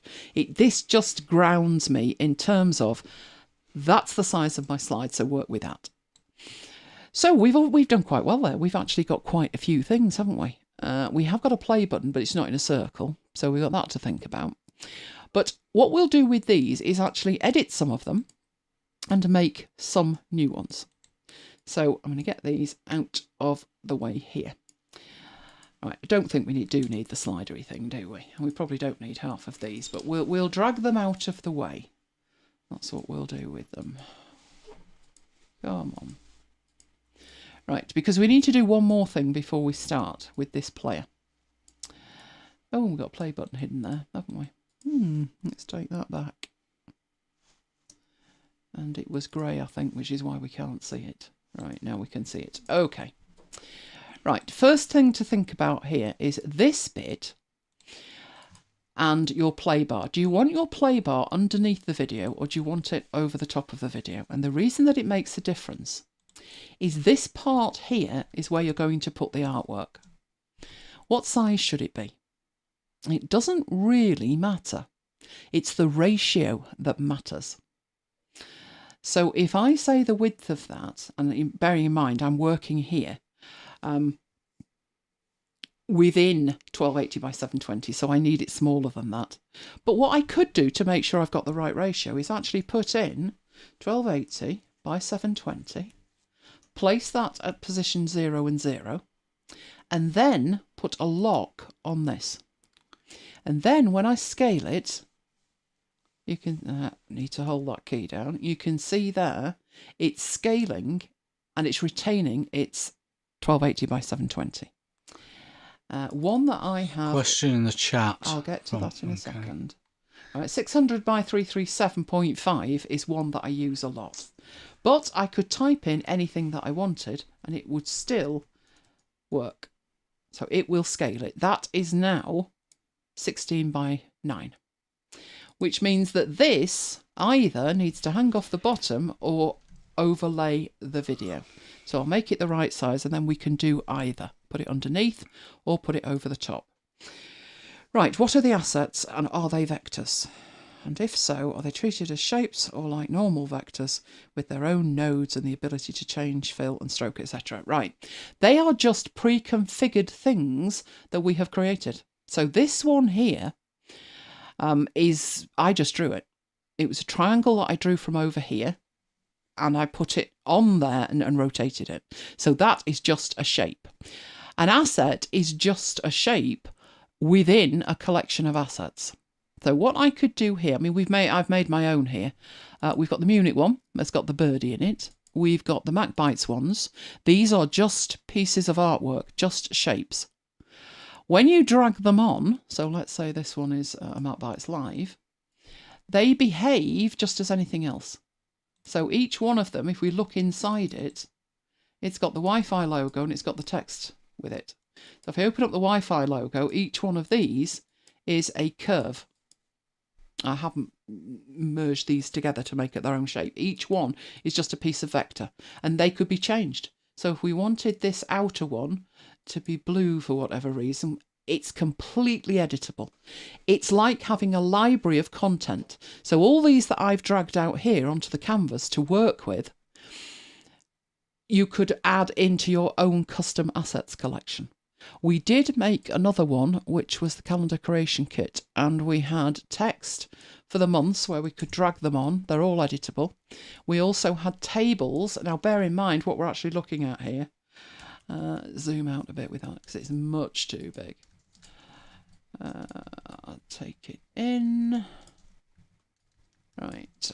What I did with that was make a table. We're not in Affinity Publisher. Affinity Designer doesn't make tables.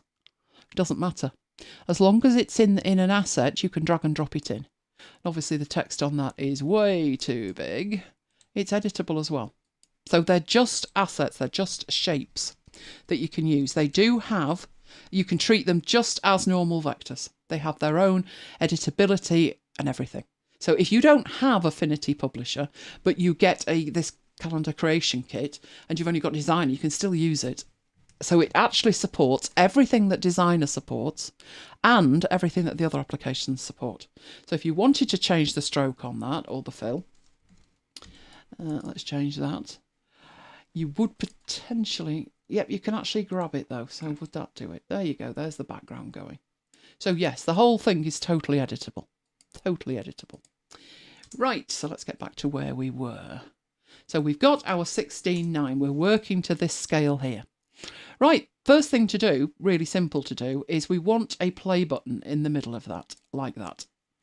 But the pause button that we've got is quite nice, and it's got a circle on it. And it would be nicer still if our play button matched the pause button. That way we could create different looks for this play. You could have it where it's playing, you could have it where it's paused.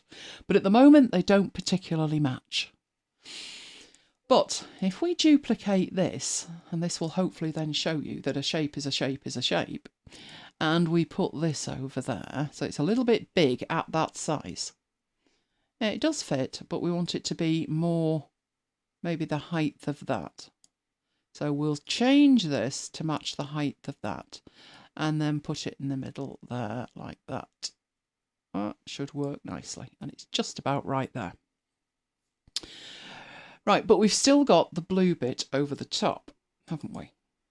And it doesn't look like we can edit that much, but it's curves. So if we double click it, we have then got this tool selected over here, which is the node tool. And what you can do with that, so I'm holding the shift key down and I'm selecting those 4 nodes and then pressing delete. Select these 4 nodes and press delete again. Now that doesn't put the arrow, and that there's an optical illusion going on there that's not actually in the middle, but it is in the middle. We know it's in the middle. So if we grab these and put them over there, because it's optically out, I would probably move it slightly that way. It is an optical illusion, but I would do it anyway. But this is still a separate triangle over here, and this is now a pause button that's just a circle, but that's going to be our play button. Right, all we need to do to make that work is select the two of them. So we have the triangle and we have the play option there. So they're selected. And we have our Boolean operations. We discussed Boolean ops a while back, didn't we? We did. I think Dee wanted to see Boolean ops. Boolean operations are where you take elements and you either add them together or you take a bit away from another. If that is interesting to you, then let me know and we can do a whole session on it. But for the moment, let's just understand that we've got two completely separate shapes. One option is to group them, Command and G. And now we have a group with two completely separate shapes in it. That's probably the best thing to do if you want these to be different colours or something like that. But if you don't, if you would like them to be one shape, then just use the option up here, which is add. And what it will do is it will make two separate shapes one distinct shape. And now when you change the colour of this, you're changing the colour of all of them together because it's one single shape now. And we had it red, didn't we? So over there like that. Dee would love a session on Boolean ops. Okay, put that on the list, Mike. There you go. Okay, so we've got our play button and we've got a pause button. And technically speaking, they should be exactly the same size. So there we go. Right, so that's our starting point. But remember, we started ahead of ourselves because this came from the assets. You might decide you want that bigger. I've seen really huge play buttons. Just depends. If you're going to do that, then make sure that you scale them together. Right, next thing to think about, we need a play button down here somewhere. So on our transport area. But is that big enough? And you've got to be thinking about what you're actually trying to do here. I prefer the play pause button to be bang in the middle, I'll be honest. So I would have a play button bang in the middle there. But some players have these at the bottom as well. Some have the play button at the end and a fast forward. I'm going to put this one in the middle at the bottom. And the only reason that I'm doing that is because I want to show you how you would create extra shapes if you don't have everything that you need. So I'm going to take that down. So it's quite tiny. There. And there's our play button. Now, these transport controls are going to go on either side. So there's the fast forward and there's the rewind. In fact, what I would do with that is before I scale it, I would put these in the right place because the forward and back buttons are actually smaller than the play button. And I want them in scale. So I don't want to make this one smaller and then these smaller and then have a guess about it. Right, the whole lot need to be smaller. So if I group them together and scale them together, they stay in proportion with each other. So for that one, let's say we want that to be 100 wide. Right. I don't want to work with them particularly in a group like that. Somewhere there's going to be where we're lining it up that way. There we go. Right. So we've got forward and rewind and play. And I don't now need those particularly in a group. So I will ungroup them. What we don't have is a go to the beginning and a go to the end. And there wasn't a symbol with that. So back in our assets here for iOS 12, there wasn't a symbol for that. That one was missing. But that's okay. We can make these. These were just a starting point. So holding the Option key down, I'm going to drag that out and make sure we've got an extra one. It's not perfect yet in terms of what it looks like. And actually, I'm not going to do that with the other one. Right, what we will do here is what would that look like if it was a go to the beginning? And it would have a bar on it. Like that, only probably not that colour. Probably not that size.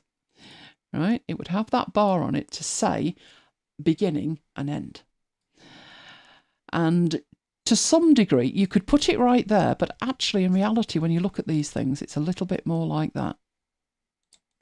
So it covers up the end of that. And you do exactly what you've seen with the other one. So there is half the shape. The red bit is the second half of that shape.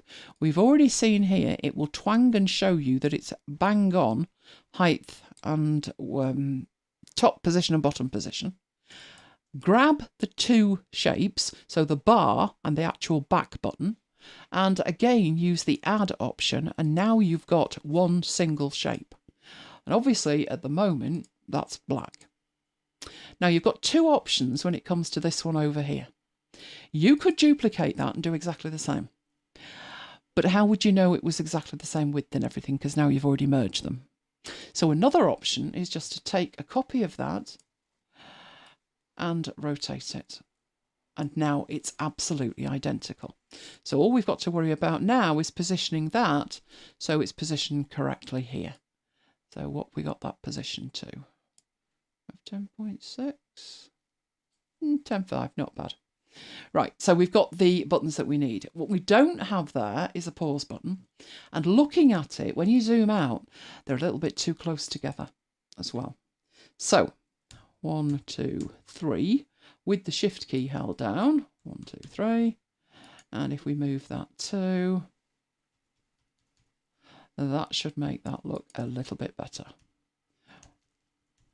Right, that looks better. Give it a little bit of breathing room. Okay, not doing bad at all here, are we? Although there's something missing, and the something that's missing will kind of make it look more like a media player than anything else. And that is, you need some indication of where you actually are in the video. And there's a couple of ways that that can be indicated. So before we decide where we're going to put that, we need to think about where we're going to put everything else. So let's say we're going to put this heart thing up here. So this is when you like a video. So hopefully that is in proportion. Looks like it is. And I might want the ability to send, like I've said. So I want that up there as well.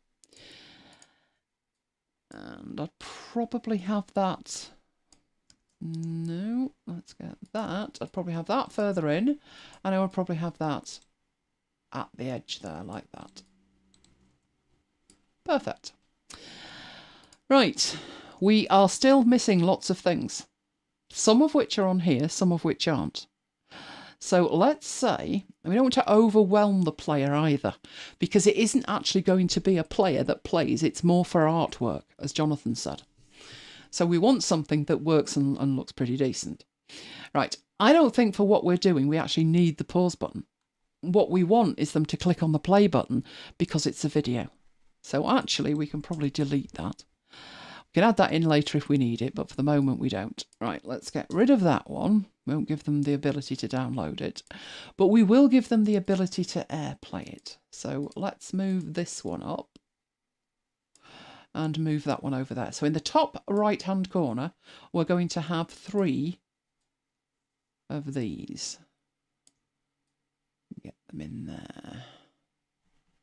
That look about right. Possibly that one needs to be a bit bigger and match the heart. And again, these might need to be spread out a bit. So let's move them a bit. Making sure they're lining up. Like that. Although personally, I would probably move it that way a bit. Give it a little bit of breathing space. All right. So top corner dealt with. Right, still things missing on here.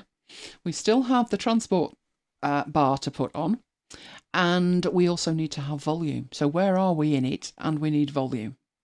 So really simple to do that. All we need to do is put lines on it. So the YouTube one went all the way across like that. And that was the play bar, but that was the background of it. How many of these should we need? You need one that indicates the length, and that's just full width all the way across. And that tends to be a greyish colour, and it's a deeper grey. So let's go get our colours, our greys, and it tends to be a deeper grey, like that. Once we've got this though, that's the start of it, then you can start working with this. In terms of duplicate it and duplicate it. Why do you need 3? Well, most people say 1 is enough, but actually no, you need 3. That one's not quite right, but we'll take that down. So you're going to have one that indicates where you actually are. And without looking, do you know what colour that is? It's usually red. So if we put this bar bang on top of the other bar and we make it red, that's going to be where we're up to in the video. So what on earth is the third one for? What else is indicated by that single track on a video? And it's actually telling you a lot. Right, let's take that back. Doesn't need to be quite as short as the red one. And it's usually a much lighter grey. Much lighter. Maybe even that light. And again, you line it up. So you make sure that it's keyed up on the left-hand edge. So they're all aligned with each other on the left-hand edge. They are, however, at the moment in the wrong stacking order. Right, this is the whole thing. That's showing you the video. So that's the video length. The buffer, bang on, Charles, exactly. So this one that's red, that one is showing you current position. And this one that's at the top and shouldn't be at the top, so let's take it back one. I don't want to take it back all that way though. Let's go back to there. So current position at the top, this one is the buffer. So that's what's loaded. And then you've got the red one, current position, buffer, and the video length, which is going to be at the back. So those three taken together give you quite a lot of information. And the one thing that's missing on this, so we're almost there, it's just not quite right, is that you have the indication, the playhead indication, which you do have a shape for in here. It's a donut. So if we zoom into that and draw ourselves a little donut like that, might need the middle to be slightly smaller, which we can do. Somewhere between the two, I reckon. But let's put that on here. Now, probably needs to be a little bit bigger, but not much. Just a tiny bit bigger. And then that bit is usually white, but we don't see through it. It's usually grey behind it. So what I'll do with that is just put a shape behind it, and then that will be grey. So we'll move it back so it's behind it, and we'll make it a grey. And now we have a playhead, and it looks pretty good. As you move out though, I would say that's a little bit too small, because if you think about it, you actually interact with that. You drag it. So I'm going to take these two, and I will group those together because I want them a different colour, and stretch it up a bit. Probably needs to be bigger than it looks at that point, so it looks good when you come out of here. And that's not square. So why is that not square? Okay, it was 15. Let's make it 25. Now it's square, and I've only got to get it in the right place. And there we go. And that covers up the join between the red and the buffer, which is the lightest colour there. And now you've got your playhead. Right, what you need to start thinking about at this point is, I need to start grouping these or it's all going to go. So we'll call that playhead, although I appreciate it probably isn't. Playhead. Then we've got all of the positions. So all of these taken together, we can group those. And then you're not going to move one inadvertently. Right, we've still not finished with these at the bottom. We are still missing a couple of symbols. So I'm going to have another look through here and see if we've actually got some that we could potentially use for volume. Could we do that? Is there anything for volume? Or are we actually going to have to do it by hand? That does mean radio, doesn't it? That does not mean volume. No, I think we're going to have to do one by hand. Which is easier than you would think. In fact, you could even cheat a bit. You could cheat a bit with a Wi-Fi symbol. Not even joking. Right, if you drag the Wi-Fi symbol on and you turn it sideways, and this is when you've got to be thinking like vector. And think of what a volume thing looks like. It has a square bit at the back, but it does have rounded corners. And then it has a triangular bit at the beginning. Could we do that by duplicating that? And no, we couldn't. Well, we could, but we'd have to cheat, so let's not. Right, let's get one of these. And no, I want a triangle. A triangle's what I want. One of these. Do a triangle, but with that, rotate it that way. And no, wrong way. Other way, like that. That would then go over the top of there. It's a little bit big, so let's take it down to the same height. Get that there like that. That would have to come back here. Oh no, it's going to have to be much bigger. Like that. And then this is the sound coming out of it. So if we move that backwards like that and send it to the back and we make it grey, it's not bad. I would say that needs to be a bit bigger. And then we've got to think about the shape of it. But that's the idea. That's what you could do. Now I did have somewhere in here, where did that go? One of the issues with this one is the corners aren't rounded on that, but they are on this. And there isn't a rounded triangle. There's a rounded rectangle, but there's not a rounded triangle. But if you remember, we had this magic thing here, which enabled us to round the corners. And if we wanted them to totally match, you can select multiple corners. So I've got them all selected and move them in together. So now it actually matches. So now that shape that we want to merge with this shape over here actually has the rounded corners that we actually want. And then that one would need to come forward, and we've got a volume control. So let's make all of that a shape. Not perfect, but it will do. And add that together. And there's our volume shape. So very, very simple to use the ones that you've actually got for something that you don't have. If I'd take more time, it would look better, but it'll do. So let's put that over there. Obviously, it's far too big. It needs to match up with what we already have. And there we go. Now, that one is going to be the mute button, if you think about it.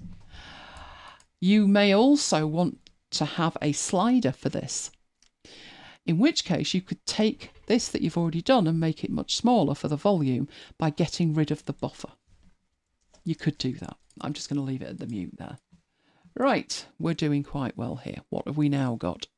What's missing? Put it in the chat. What's missing? What have we not got yet? We're doing all right, but we're not there yet. If you imagine that this was a video player, what information would you want to see that is not on there yet? You can just about see where you're up to. You would have a volume control if I wrote one, if I put one on there. I'll do the volume control while you have a think about it. So I've duplicated that. And I'm going to go in there and make the bars smaller. So let's make all of the bars smaller. A full screen option. Kim wants a full screen option. Well, we can do a full screen option. Let's take that down and we'll move that along. Get rid of that one. And we'll just say that's it for the volume. Okay, let's take that back that way. And at that point, we can grab the volume as well. So we now have a little volume control. It's probably far too long at that end. Let's grab both of these and scoot them up a bit. And make sure that the top one is underneath the controller. A time index. Yeah, so let's do the full screen and the time index. So where we're at with that. But we've now got volume as well. So I'll put the volume over there next to the controls. Okay, so we want a full screen. Full screen, what does full screen actually look like? And it can look like one of two things. It's usually either like a four-headed arrow. So let me show you one in here. That one's got a four-headed arrow there. The other thing it can look like is like half a rectangle. Oh, that one. There's another one where it could just be two. So pretty much, do you know what all of these different ones look like? There's another one. One's full screen. There's so many different things on them. So what should we go for it? A four-headed arrow. Should we do a four-headed arrow? I should let you guys choose which one. All right, first off, always have a look in here. Is there something that would do? We can come out to full screen with that cancel one. Is there anything in there that would do for full screen? And I would say not in that collection at the bottom, no. But if we go back up, we do have this other collection. And there may be something in there, because you've got the heart in both of them. We've got that one, but that's not quite what we're looking for. We've got the up and down, but again, that's not quite really what we're looking for. Not quite. Right, easiest way to do the four-headed arrow. So let me get the four-headed arrow back. Where's that disappeared? It was a blue one, wasn't it? There it is. Easiest way to do that. Right, let's get an arrow. Runtime, timestamps. Okay, we will do that. We will do all of that. But what we're going to do in here is an arrow. So we do have an option for an arrow. We have an arrow tool. Obviously, that looks nothing like what we're actually looking for at the moment. But this arrow tool is quite clever because it's got points on it that enable you to totally change what it looks like. So it has a red point at the end, at the bottom of the arrowhead. It has one at the junction and it has one in the middle. The one in the middle widens it. So if it needs to be quite wide, you would change that. This one enables you to totally change the end. And this one here takes away the arrowhead, and that's what we actually need. Unless I need to zoom in and see that. Unless, let's zoom in and see if I can see it. It's ever so tiny. Where have you gone? Are you actually that? There you are. There's a possibility we could do something quite clever with that. Let's try it. It could all go hideously wrong, but let's try it. Right, the arrowhead for that playhead looks like this. I've zoomed in. It looks like that. We can barely see it, but there's an arrow pointing in 4 directions. And we've got this pointing left and right. So the first thing we need to do is to rotate that round to 45 degrees and make another copy of it. All right, so there's the first one. If we make a copy of that and we then flip it and put it in there, I would personally have a play around with that because the arrowheads look a little bit small to me. So I want to get that right before I duplicate it. So in here, I would be looking to make that wider so the arrowheads are bigger like that. Once I'm happy with the width of one of them, then I would duplicate it and do the flip and then put them over the top of one another. Right. Now, issue we've got with that is, unfortunately, that is not, I'm looking at what we've got there, that is not square, is it? Or are they square if we put them together? We group them, are they square? Well, let's grab these and see if they're then square. Not with that one up the C. Come on. Yep, that is square. So far, so good. In the original, it just didn't look like that because that's a bit heavy for an icon. What it had was a gap in the middle. Well, we know that's really simple because all we need to do is to put a square there. So I've got a square. I'm going to change the colour of it so we can see it. Right, there's the square. Now, at the moment, if I were to put that there, we're starting to look like the Scottish flag, aren't we? That wouldn't cut that off properly. But if it was rotated to 45 degrees and it looked like that, then what will happen is we would be able to cut out the grey square there. So the bit we're looking to get rid of is this bit here. And we could do that easily with the square. So we're looking to get rid of that bit there. That might be too much, in which case we need to take it down a bit and then centre it again. So that might be better. And it's really simple to do, hopefully. Hopefully it will work right. It doesn't like that at all. Hang on, where are we? That's because we've got the group selected, that it doesn't like it. So let's get that out of a group. So it's a curve at the top.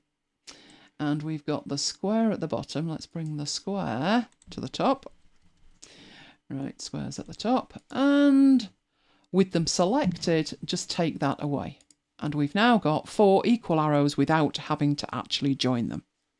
Okay. So we've got our icon.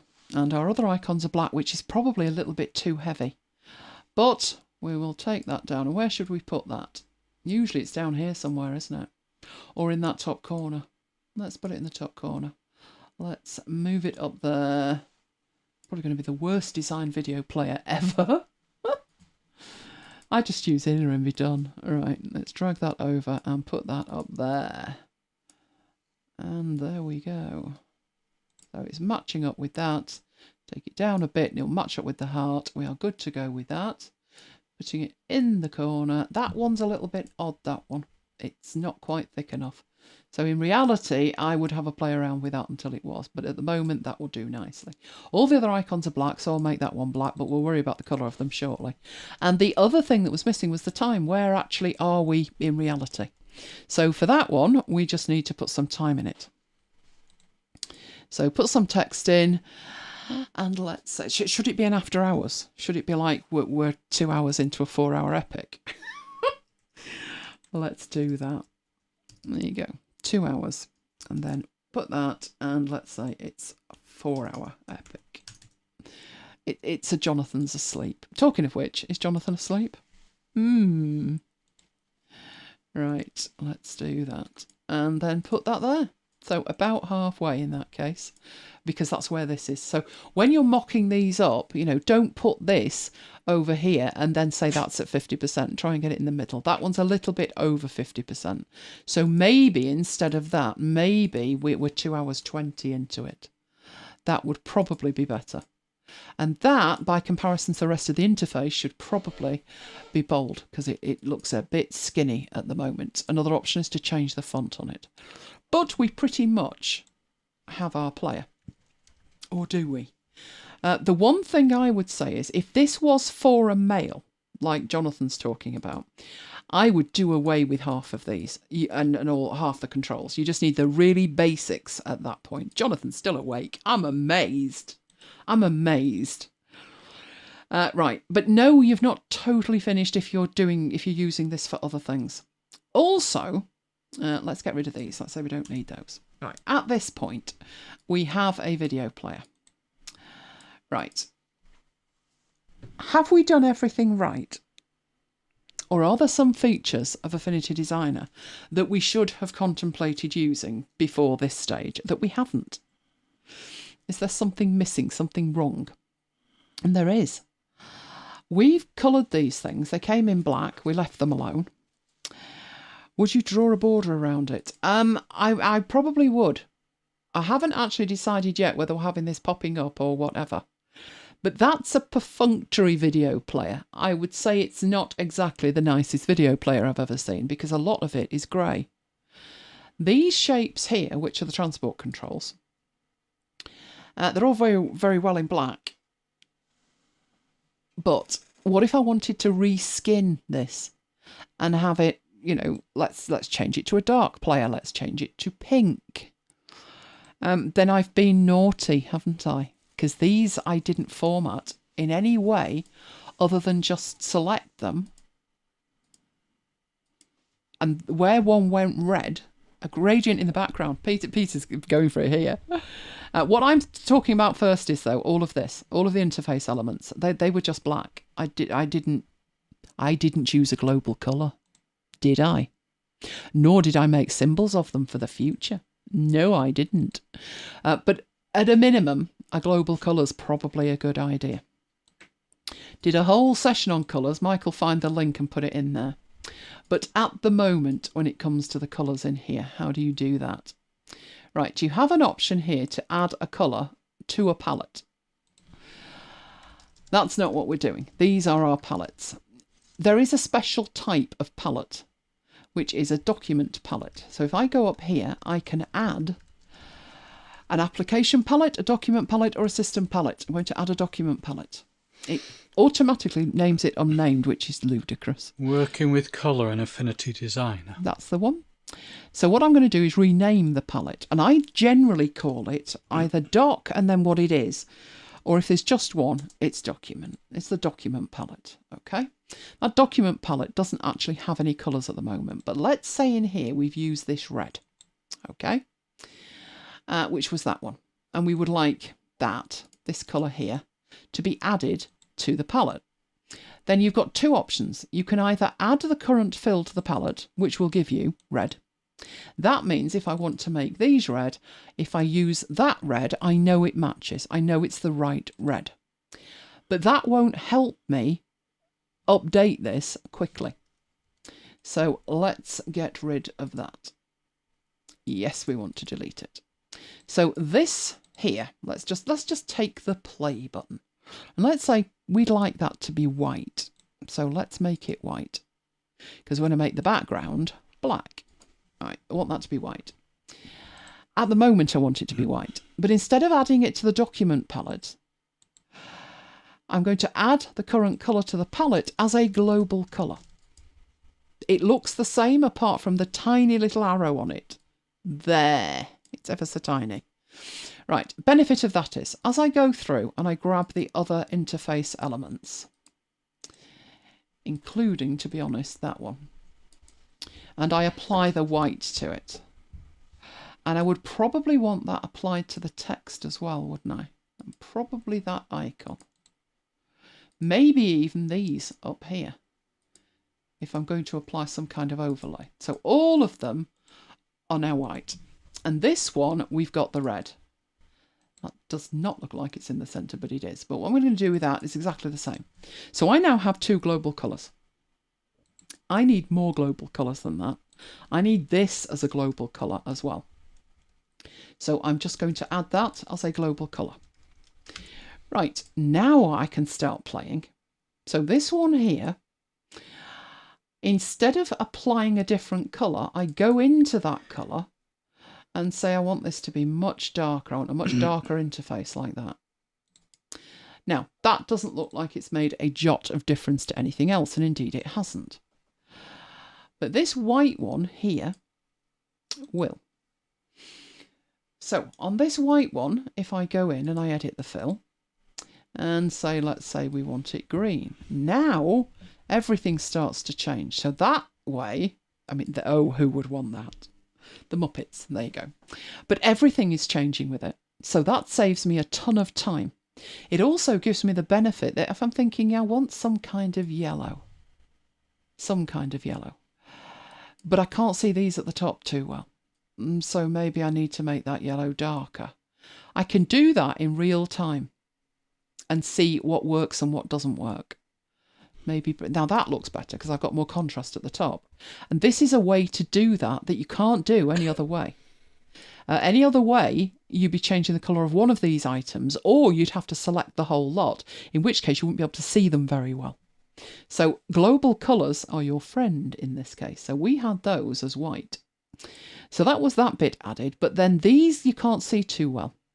But there's something else missing from the video, particularly if you're doing what Jonathan's doing with it, which is use it as a promotional device. Right, first of all, you're going to need some kind of poster. Now, there's many ways that you could do that. Where are my posters? I know what we'll do. Instead of Huda spotting it, I'll thumbnail it. Right, somewhere in here I should have a link. There we go. Let's get the one for Sunday, which is the blend modes one. And that's not the link I'm looking for. Blend modes. There we go. There's the blend modes video. And we'll do the thing that I did last week, which was get the thumbnail by doing that. And that automatically brings me the blend modes.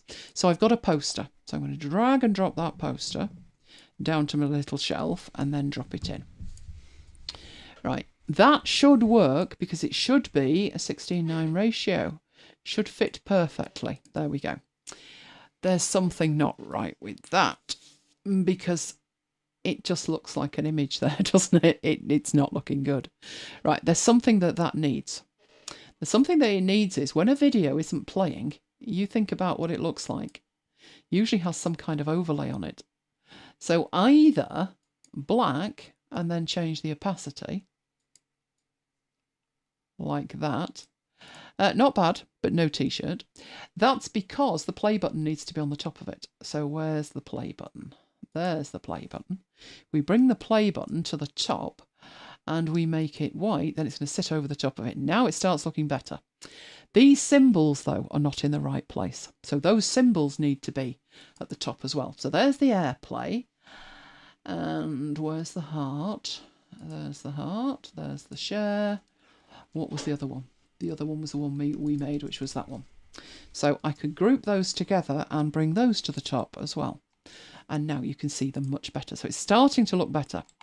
The other thing you could do with that, either freehand or with a shape, but I'll do it freehand, is click, click, click, and click, which makes a triangle over the top of it. At the moment, there's no fill on that. But if I made that white and then cheated by changing the blend mode, doing an overlay or something like that, one of these would look reasonable. We want it to be kind of not dark. That might actually work if we just change the opacity on it. So it looks like it's got a little bit of light refraction off it. Enough that you can see it here at the bottom. Just enough. Or you could up that a little bit more if you want it a little bit more to see it. And it just makes it look more realistic. Other thing, our stacking order's gone. Because this here, which is our controller, that needs to be on the top of everything. Otherwise, it's hidden behind the poster. So this is just moving things around. And what I'm doing is I'm using Command Shift and square bracket. And that is moving that to the bottom of the stacking list or bringing it to the front. If you want to move it down one instead, then it's Command and square bracket. And that will bring it up and down one layer at a time. And that should be looking much better. Okay, what else could you do with that? At this point, I wouldn't particularly use it myself, not at this point, because it's too fragmented over here. I would build this up properly. I would put all the shapes in. So these are the transport controls. So I would group them and I would actually put in what they are. Now, I know if you're in a rush to get this out in an email, you're going to think I'll just export it and that'll be done. And it'll be fine. I know. But when you come back to it, future you will thank you if you've gone through and you've done all of this work. What else could we do with this in light of what we looked at last week? Or possibly the week before. The week Jonathan got incredibly giddy. What else could we do with it? So I would probably put that with that. If we grab all of this lot, we grab all of that lot. Let's just group that lot and make sure that that is at the front. Okay, so far that makes it much easier. Then we've got our poster and the rectangle, so that's the overlay. So while I'm doing this, you tell me, what did Jonathan get giddy about? What's that there? Don't think there's anything in that, so we don't need that. The overlay, and that is the reflection. So that can go in there with that, over the top of the overlay. So we've got that group for the transport controls, that group there. So I could actually group again, and that be the interface of it. Interface. And what else have we got? That could be in there as well, because that's the play control, isn't it? And then you've got the option then, do you want the overlay on it or not? Do you want the controls on it or not? And you've made your life a whole lot easier when it comes to actually doing that. Okay, nobody has come up with the idea of what that could be. Right, well, this is the poster. That's the poster there. Let's take the poster out of it. Then we have a naked video player. But this remains editable. So if your video is like 5 minutes, then don't leave that saying 4 hours, because no one's going to click it. So make sure that that's reasonable. But apart from that, we're good to go with that. What could we do with it now you can see it looking like that? To make that more natural, I think I would probably click on there and take that back a bit. Charles said, I don't know if you covered it in the export special, but could you write out slices for making it actually functional in another editor later? Yes, you could, and I did. So what Charles is talking about is these individual components here. If this was the skin for a website or an iOS app or something like that, you can individually wrap around these pieces and export them. And we did look at exporting individual pieces last week. So yes, you absolutely could. I think it's just more practical, the thing that I'm thinking about doing with it. You wouldn't need to in this circumstance, particularly on account of the fact that this is doable in here. You know, in here, if I turn the thumbnail on, we've got a video. We have an image of a video. So when that is available on demand, I could actually use that. It won't be 4 hours, just saying. But I could use that as a promotional thing in the email. But Mad March is 5 sessions, isn't it? And I know I can keep coming in here and changing this thumbnail. So if we go and we get a different one, so the week after, we are doing creative tables. So if I do the thumbnail thing, thumbnail, put the thumbnail in, we then have another poster like that. And I could grab that out and I could put that down there. We could do that. But these aren't vector for a start. They're just images. So if you remember, we can place a file. Remember the smart objects thing? Nothing to stop you with this having a file that is the actual posters and having that embedded in here. If that file was linked and the posters were being updated, then you would have a file that was being updated. Now you might think, well, the posters are the posters and they're not updated. Oh, they are. That poster we're looking at for this one here, which is the Creative Tables one, was not what it looked like originally. I had to redo that. I wasn't happy with it, so I redid it. So if they were linked outside, or I could go in and just change it, and I don't have to worry about changing anything in this artwork. So I could have turned that into a smart object, and it would have worked. In fact, the bit that's the smart object would be the poster that would be going inside it. Right, any questions on that? Charles is going to watch the special. It was a 2-hour epic, Charles, but it did include everything about the export persona. I don't think we left anything out. Covered the lot. Right, I'm going to save that as a video. So if there's any questions, let me know now. Other than that, we'll go into the next bit, which is why you know move. Why does PowerPoint give me 3 mouse pointers, Mike? It's playing with my mind. I don't know. Because no, she's I special. don't know. I'm special. Yeah, so in a is good that. way. She's flat on her side now, but snoring. Right, equipment tracker. Okay, this is going to be fun. Oh, Kim enjoyed that. Good, good. Sometimes a build with me, you just get some ideas for things that you can do with your stuff. Right, the equipment tracker. Yeah, this is going to be interesting on account of the fact that the data that I've got is actually my data, but we're going to build this completely from scratch. So this is something that I have in my system, and I would say the most value, because, you know, build a Notion table, you build in a Notion table, is thinking about the views that would give you value and thinking about what you put below the fold, which will also give you value. Okay, so let's go in and have a look at that. So I do believe I had Notion, and that's it. So let me get in here, because we're going to build this completely from scratch. Why have you there? That's better. Right, so we'll start completely from scratch with a new page, and this is going to be our equipment tracker. Now, again, where do the main tables go? I would put them in an engine room, but if you want this template to be shareable, then I would put them at the bottom of the main page. It doesn't matter where the main tables are, it's just what makes sense to you. So I'm going to put it at the bottom of this page for the moment. First things first, though, I always make it full width. It drives me insane that it doesn't do that by default, but it doesn't.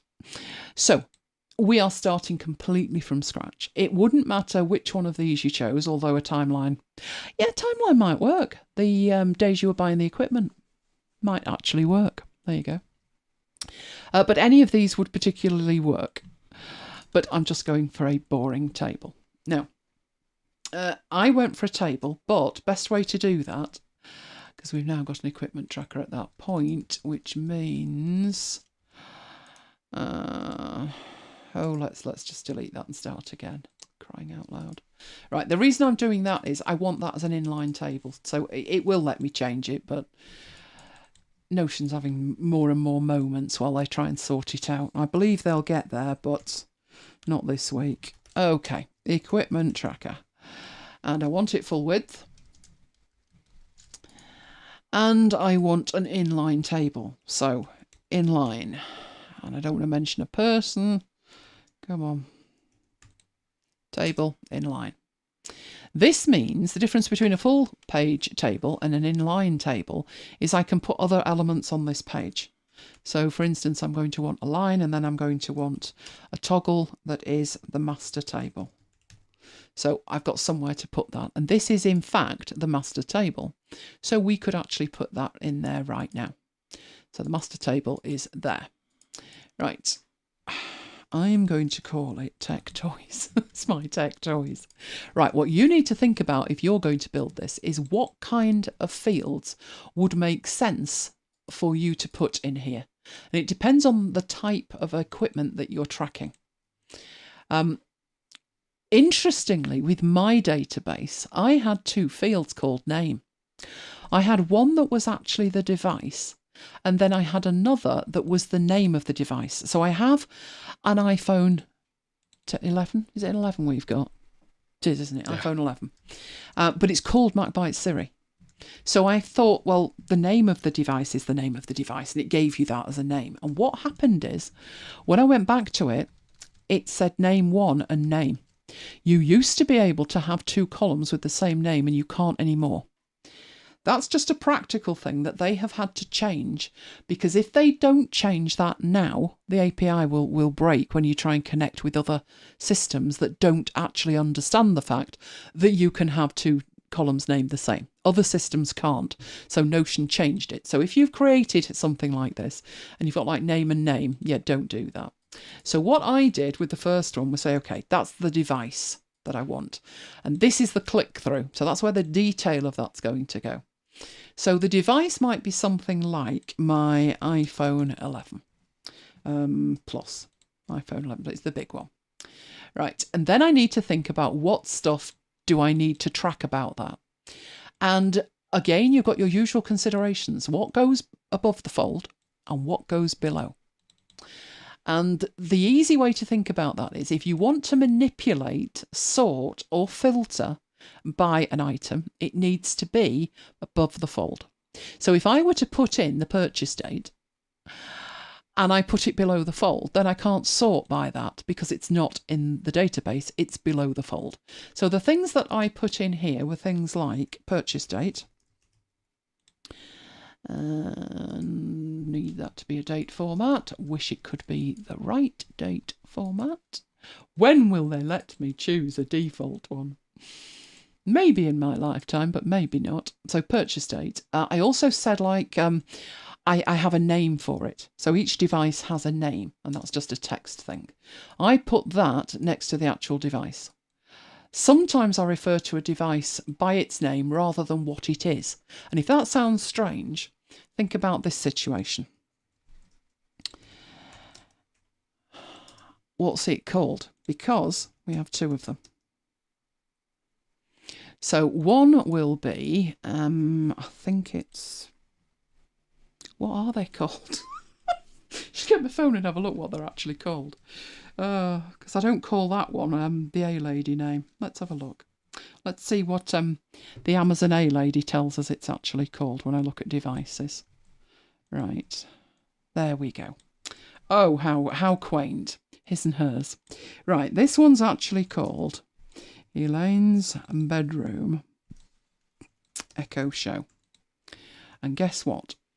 The other one is called Mike's Bedroom Echo Show.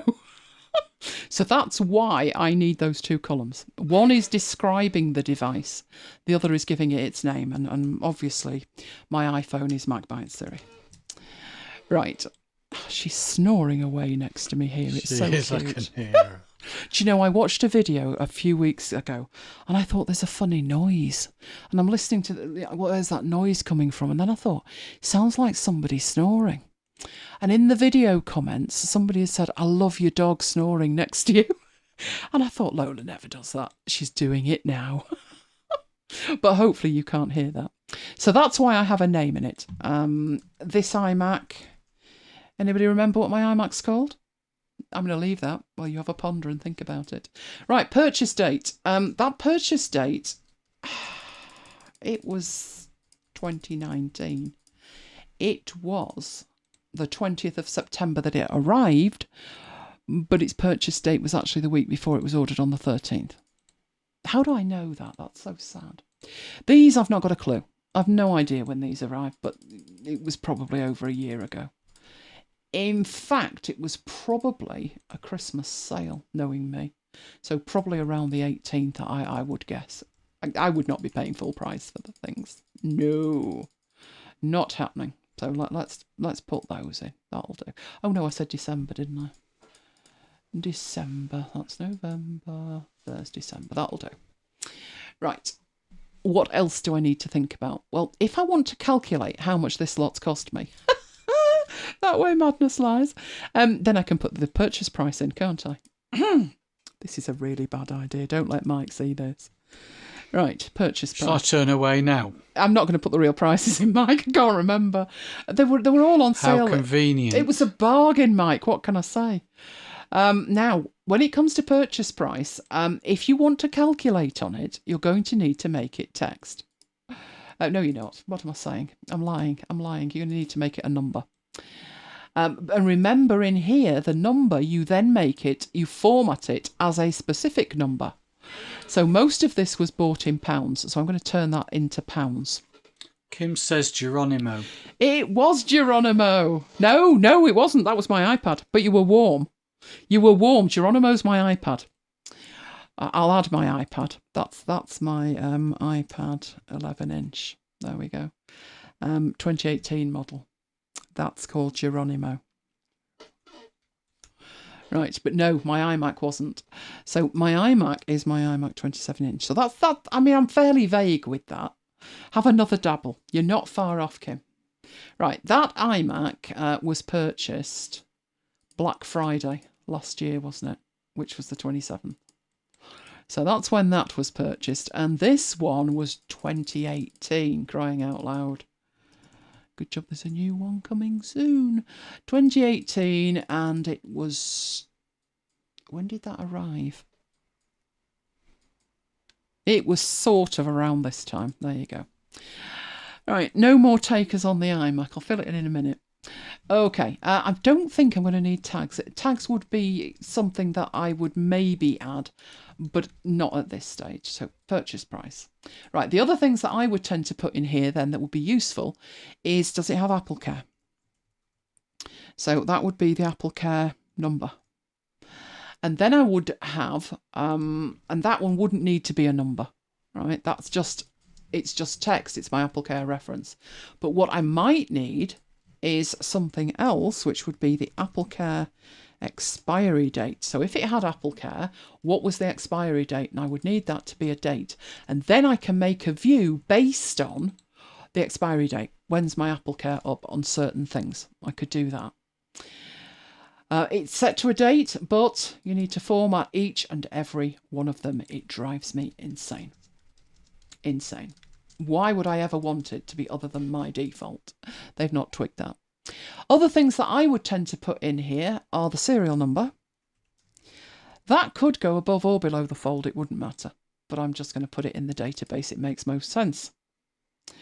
Apache. Oh, you are so close. You are so close, Kim. Should I give you a clue? It wasn't Kiva. But if you're close with Geronimo and Apache, then you should know where you are about, where you are in. I actually put in here the location, where the thing is. Now, the location is probably somewhere, and it can only be in one location, and I make that a select. So, for instance, let's squidge these up a bit. I'm working on a screen that's so tiny. Right, where's that? Well, that's mobile. So I just put that as it's mobile. Right, those two, obviously, as the name implies, they're in the bedroom. That one's in the bedroom, so choose that. That is in the office, and as you start doing this, you're filling this in. My iPad is mobile, but it tends to live in the office, but, you know, that would have to be mobile, wouldn't it? Right, let's get rid of that. And these are terrible, terrible colours. Terrible. I think the office has got to have a bright colour, not pink. Let's make the office. Still so warm, Kim. Still so warm. Shall I put you out of your misery? Remember the logic of it and you'll never forget again. That was the last Intel iMac. Therefore, it was the last of the Mohicans, and it's called Mohawk. And that's the logic behind it. No, Kim, you just need to understand the logic. No, your memory's not terrible. You just need to understand the logic of my twisted little brain. Right, another thing that I put in here that's potentially useful, but it's a pain to have to fill it in, right, is the model number. And that's because when I'm trying to work out, you know, or model reference, I would say, when I'm trying to work out, okay, so this was a 20 blah blah iPad, and that's, what's the reference? It's in there. They all have a model number. So you'll find the model number on the actual device. Kiva is a native name for kitchen. Oh, and she's so good in the kitchen. I remember her counter surfing. Deb, you're so close. Yeah, I was going to call it Biggles, but the problem was when it arrived, it had Catalina on it. So it would have been futile to call the thing Biggles. But Jonathan wanted me to call it Biggles as well, but it's actually called Mohawk. So my model reference would enable me to find support information about that particular device. So if we go, let's see if we can actually do that. If we put iPhone 11 Max, is it Max? I think it's Max, isn't it? Model number. Hopefully we could find it. Yeah, let's not be shouted at. Right, so it's one of these. So what model is that? And there we go. It's that one. By the look of it. No, it's not. It's that one, or that one. I don't know the difference between these three. Why would there be three? Could it be the colours? I've no idea. 3 model numbers. Why would it have 3 model numbers? Crying out loud, it should have one. What's that? No, it's not the 12, it's the 11. Right, 11 Pro Max, that's me. No, it's not. Hang on, which flaming phone was it? It's that one. No, it's not. No, in fact, maybe it must be. Because it wasn't that one, was it? It was the big one that I got it. It's one of these. Ah, I see. It's by country. Other countries and regions. Right, so it's that one then. So you see what a pain it is to actually find it. The day it arrives, it'll be on the box. So do it at that point and put your reference in. And then you'll be able to look up support documents for the absolute correct model. I'll do that with all of the others as well. My stuff's already got all of this in. What I'll say to you is building the database is only half of this job. Filling in the data takes quite a while. But when you've done it, it's totally worth it. The things you can do when you've got the data in there. And I was doing this before I went to Notion in either Evernote or OneNote.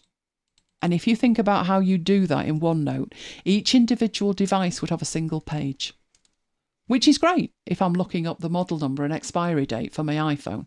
But if I want to see everything that's expiring in the next 3 months, you can't do that. That's where Notion comes in. You definitely can. So other things I would put in here. I actually put in the type of device. So the reason I put that in is if I want to see all the Echo devices. With it being a type, it is going to be a select, so put that in. And the last thing, I've got that, haven't I? Yeah, the last thing I put in, this is mainly devices, and devices tend to have an operating system. And I put in an operating system in there.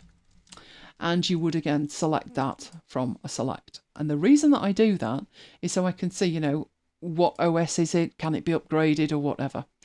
You could, at this stage, put some notes in, but the notes that you would put in would be notes that would be in the database, and most of this would probably go underneath in the below the fold thing. Right, now,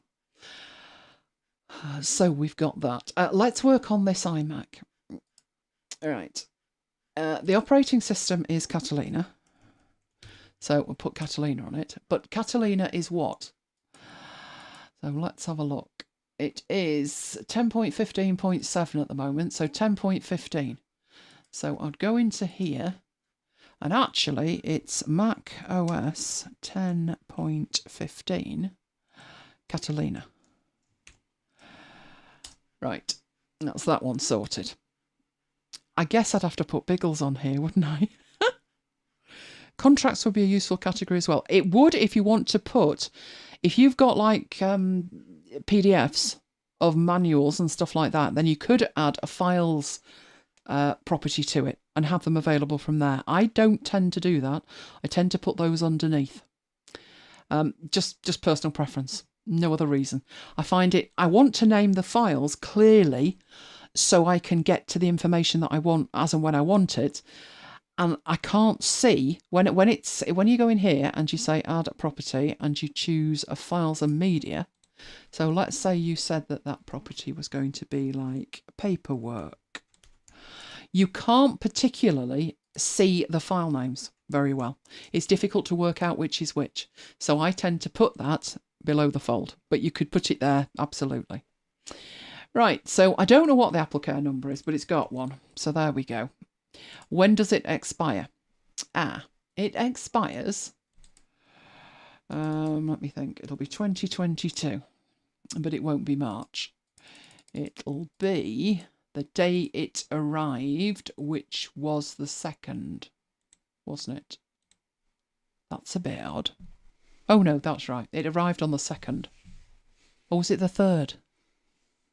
It was the day of a show, I think it was. No. Oh, it arrived in the middle of the night, didn't it? It was the 3rd of December. Now, on your paperwork, it might not actually have the day it arrived. We might get an extra couple of days here because it arrived early, if you remember. They sent us a dispatch notice after we were sat here using it. That's how well they were organised. But that's when it's going to run out anyway. The model reference, I have no idea. So let's do the Googles again and look it up. So it's an iMac 27-inch 2020. I might have to put mid 2020 on it and see what we come up with. I might get technical spec. That's going to come in very handy. Right, but we actually want the model number. It looks like that one, doesn't it? I wonder if it'd be under there. List of iMacs 2020. That's me, Retina. Again, it's got half a dozen part numbers and I don't know why. Probably different countries. WTUV. No idea. I'll find out, but at the moment I'm going to take that one. But this is the bit that I'm interested in, this technical reference. We're going to come back and revisit that very shortly. So let's in here put the model reference in as that. It's got its name, purchase price, I can't remember, about $3,500. It's something like that. And then there was the RAM. Wasn't it? It was something like that. It's an obscene amount of money. Right, serial number. Again, I don't know what the serial cheap number compared is. to the memory. That's true, actually. Yeah, I got it free, didn't I? Yeah. With the memory. Bought something like a cornflakes box. You get a toy in it. I used to drive my mum mad. Mum, can we buy 10 of these cornflakes boxes? They've got free toys in. And she said, I'd rather take you to the toy shop and let you buy some toys. She's a terrible influence, terrible. Right, that type would either be iMac or it could be computer. Depends how generic you want to be. So I'll just put computer and I'm not putting any paperwork in there. Right, that's enough to start getting on with then. So then you can start making views with that. So I've got my AppleCare number and I've got my AppleCare expiry date. I happen to know that that's expiring this year because your AppleCare on your phone is only 1 year and we got it on the 20th of September. So it's out this year on the 20th of September. So again, I'm just going to put any old number in there. How much was that? Wasn't that about £1,000? ish, something like that, and a kidney. That and a kidney. These were a total bargain. Oh, these were only $39.99. I remember that well. As I said to Mike, I might as well get two. And he said, what for? Obviously, you can imagine the fun and games in the bedroom with that. You can't say the A word or they'll both react. So one of them uses the A word and the other uses the word echo. Thing is, neither of us can remember which is which. So it's great fun. Right, they don't have an AppleCare number.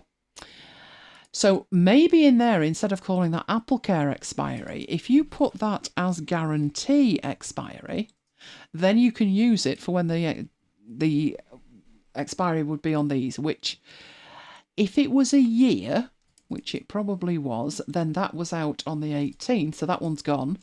And this one I had down as the 19th. But I would still put that in there so I know, even though it's not. Now the iPad, this one, that must have run out last year, because they're only a year, aren't they? I'm sure they are. So that one would have been around November or October-ish last year.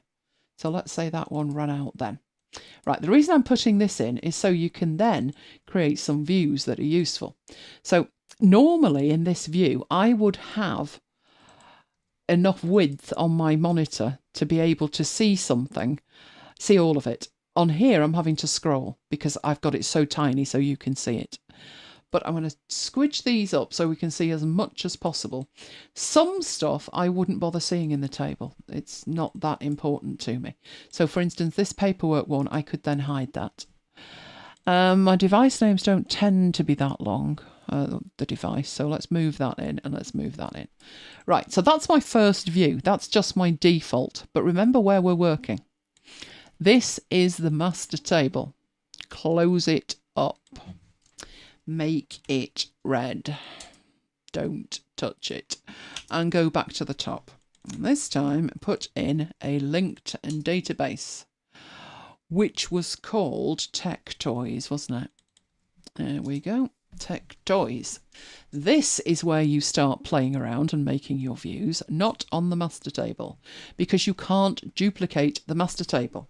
That way madness lies. We did that at the very beginning with Notion, didn't we? And wondered why everything broke.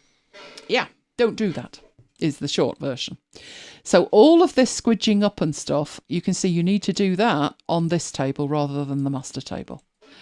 Okay, let's squidge everything up. You'll also notice that for reasons best known to itself, even though I created this with like the name over here, it's just reorganized it for no reason whatsoever. Paperwork was the last field. It's just random. So I'm going to hide that. And bring this over there and just tighten these up at the bottom.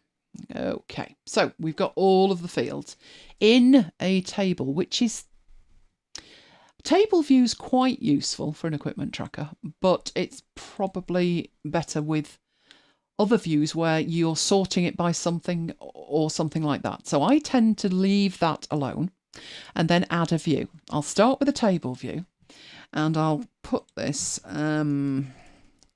by purchase date. Okay, and then all I need to do with that, I've got that there. This is the purchase date. Two ways to do it. I can either click on it and add a sort to this. So do you want it ascending or descending? So those purchases were the oldest first. You can even go back into there and then sort it the other way. But what's happening while you're doing that is it is doing it exactly the same way, where you bring this up, that's the name of the view, and you then add the sort in there. Deb says on the iPad, AppleCare could continue for £5 a month when it expired. Not when I bought that iPad. That was America only. That actually gave me, I was peeved with that. Not that I missed it. I was peeved that they gave you an option because then I had to think. And I don't want to think. I just want to get as far as I'm all decisioned out by that point. So I need to choose whether I want the 11-inch or the 12.9. Then I need to choose what RAM I want. Then I need to choose, not RAM, capacity. Then I need to choose what colour I want. By the time I get to the AppleCare, it's just, please, just let it be yes or no. rather than, well, do I want to add that because it's going to cost me more to take that on initially? Do I want that to run out? Am I likely to sell the iPad? I didn't want that decision, and luckily I didn't have to face it, but now we do. I think it is available in the UK now, but it took at least 2 years to come here. I don't know why. I've no idea. It just took forever. Another way, of course, of organising this would be by price, but we probably should leave that well alone, shouldn't we? But there are other views that I would add to this, and whether you have these in a table view or some other kind of view is really up to you. But if you've added in some information about these, including, which I didn't add at this point, one thing I do always add is a cover, and then I've got some imagery. So I add that as files of media, and I put a cover in for it. So if we think about that iMac, we've got in here, haven't we, your iMac. So there's an image of an iMac, and what I would do in my cover is drag and drop that in. And then we've probably got an iPhone somewhere, haven't we? So let's go back and get the iPhone. No, that's an iMac. iPhone 11. Anything will do as far as I'm concerned. Yeah, there's a picture, that'll do. If I was doing this for real, obviously I'd take a little bit more time with it. Mobile, I think it's that one. So put that in there. That enables me to have a really pretty view. If I were to go in here and then say, now how I do this to make sure that I've got all the filters applied and the sort order, is to duplicate this. So if I want this by purchase date, what I would do is I would duplicate that, but then I would go back into it and then change the type of it. So say I want this as a gallery. I would do that and then say by purchase date, but this time gallery by purchase date, and then click it. Now all you're going to see initially is the name of it, and there's nothing shown. That's because none of this has got any information in it, which is the very last thing that I will show you, which is why this is so valuable. But in here, you can go in and change the properties.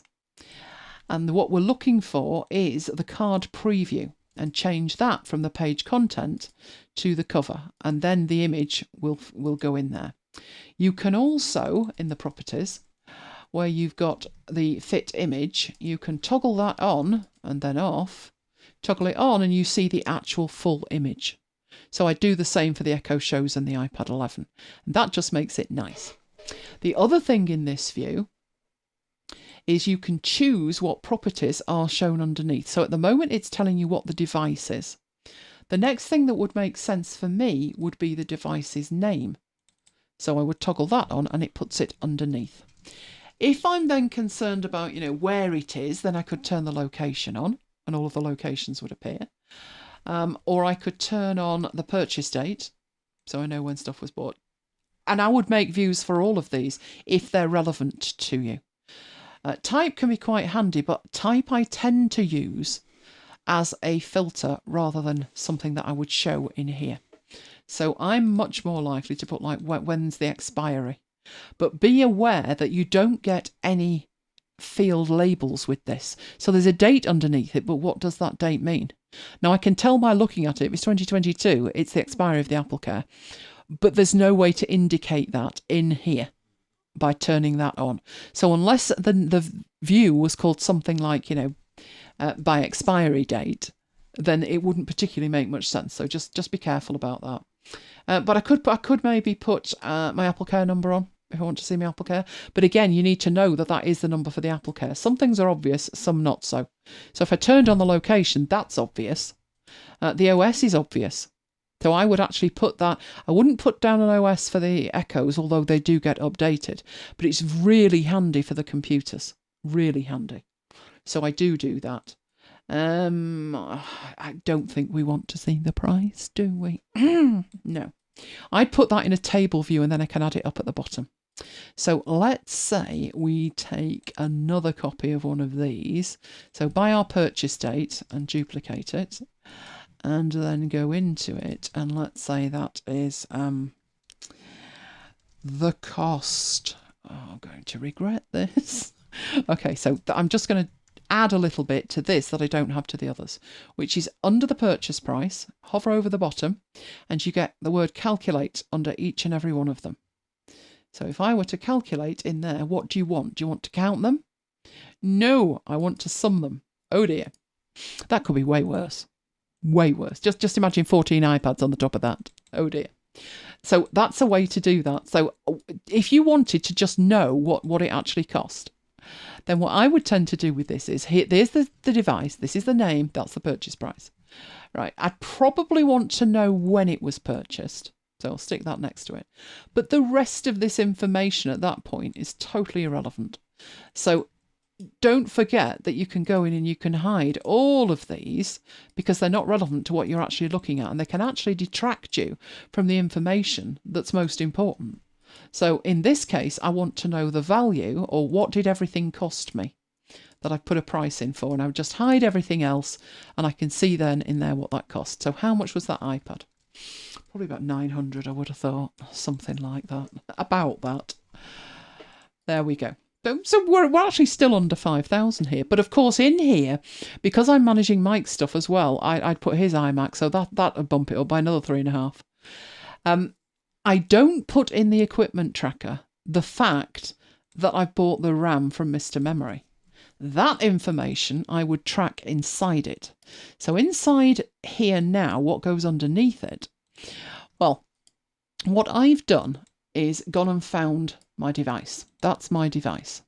And that's the technical spec of it, with all the options. Now, the majority of these are probably the same.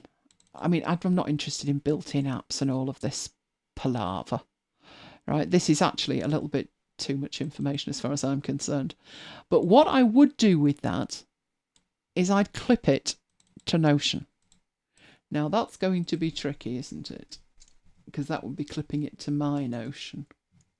I know what we'll do. We'll open up Opera, which hopefully is still there.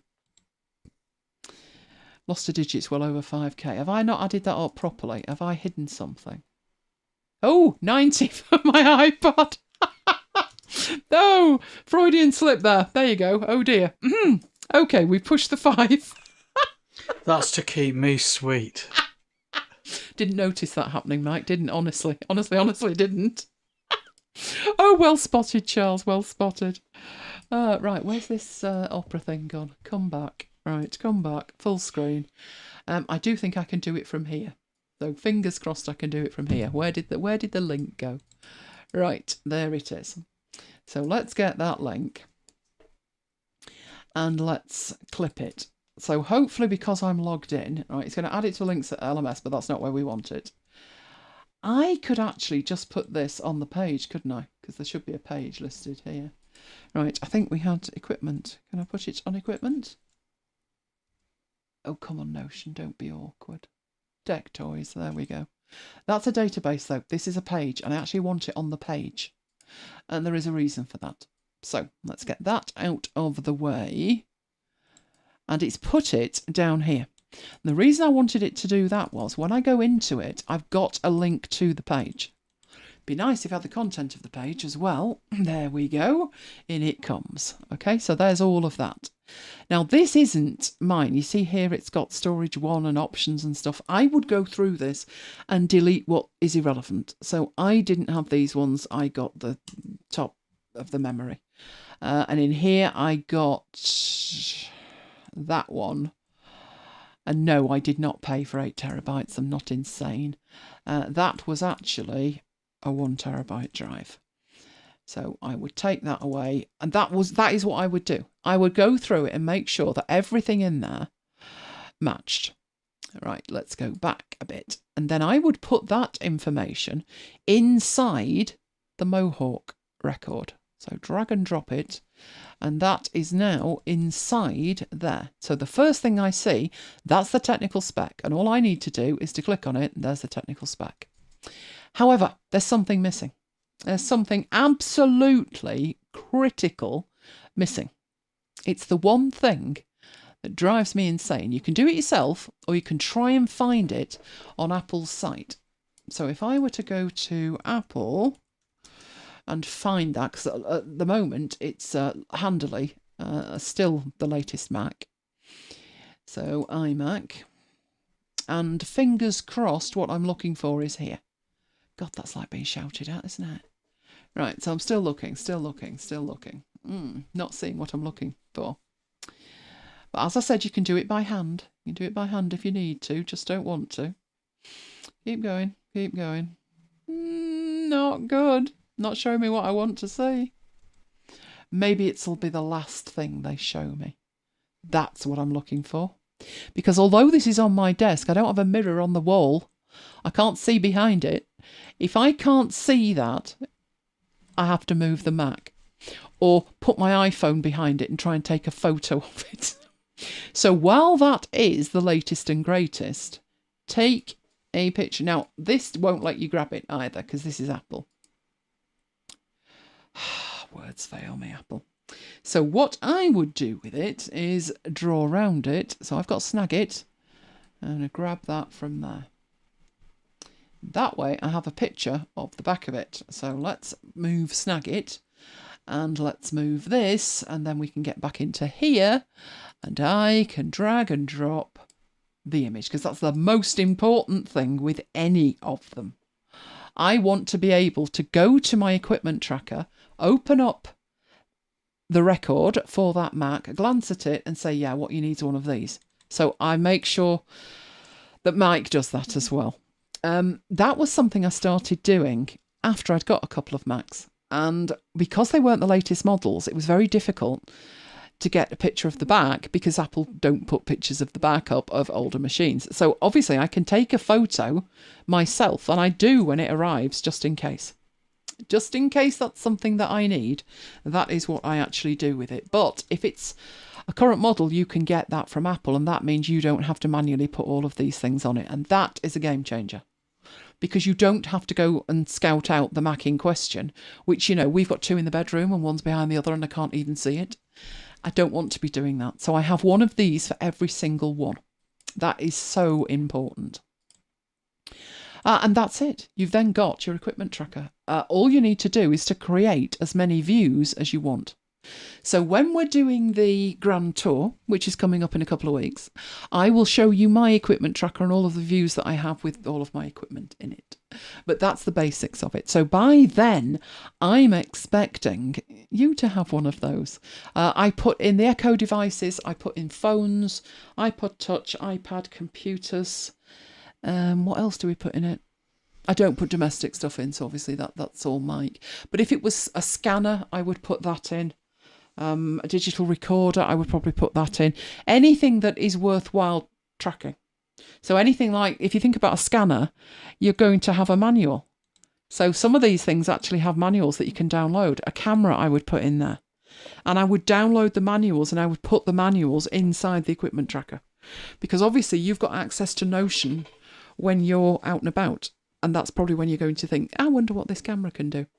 And then you need the manual. So before, what I was doing, I was scanning things and they were going into DevonThink, and I was putting the manuals in DevonThink, but it's just easier in Notion because it's a database to start with, and I can do things like calculate how much money I've spent and cry.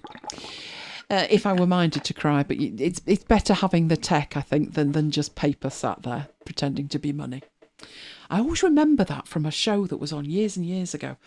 And our economics teacher had tried to teach us the value of money. And he said, you know, which would you rather have, a bucket of water or a bucket of diamonds? And of course, everyone, because we were 16, bucket of diamonds. And he said, not if you're in the middle of the desert, you wouldn't. So he was trying to teach us value. And I watched this program, and it was an old lady, and she lived in sort of some hellish country, and it was freezing. And her son went to visit her, but she was too far gone to know that he was her son and he was really wealthy. So he gave her some money. He gave her like a whole roll of money. And she was absolutely thrilled. So he stood at the door, sort of, she's like, not exactly dementia, but not far off. And she took one of these notes that was like $100 bill, and she set a light to it and put it in the fire. And then she started putting the others in. She needed to keep warm. And that was more important than the value of the money. And he walked out at that point like, sort of, I can't really do much more here. I thought he could, but there you go. So, any questions about that? Any questions? I don't know what I do with the Apple Care now. I really don't. With it, you can carry on for £5 a month. It feels like a subscription. So obviously, primary reaction is run away screaming. Right, in that case, you think about questions and I'll start moving things and turning lights on and things. Because yes, Kim, we're in the dark. And getting cameras going. No, Mike, I never want that one on.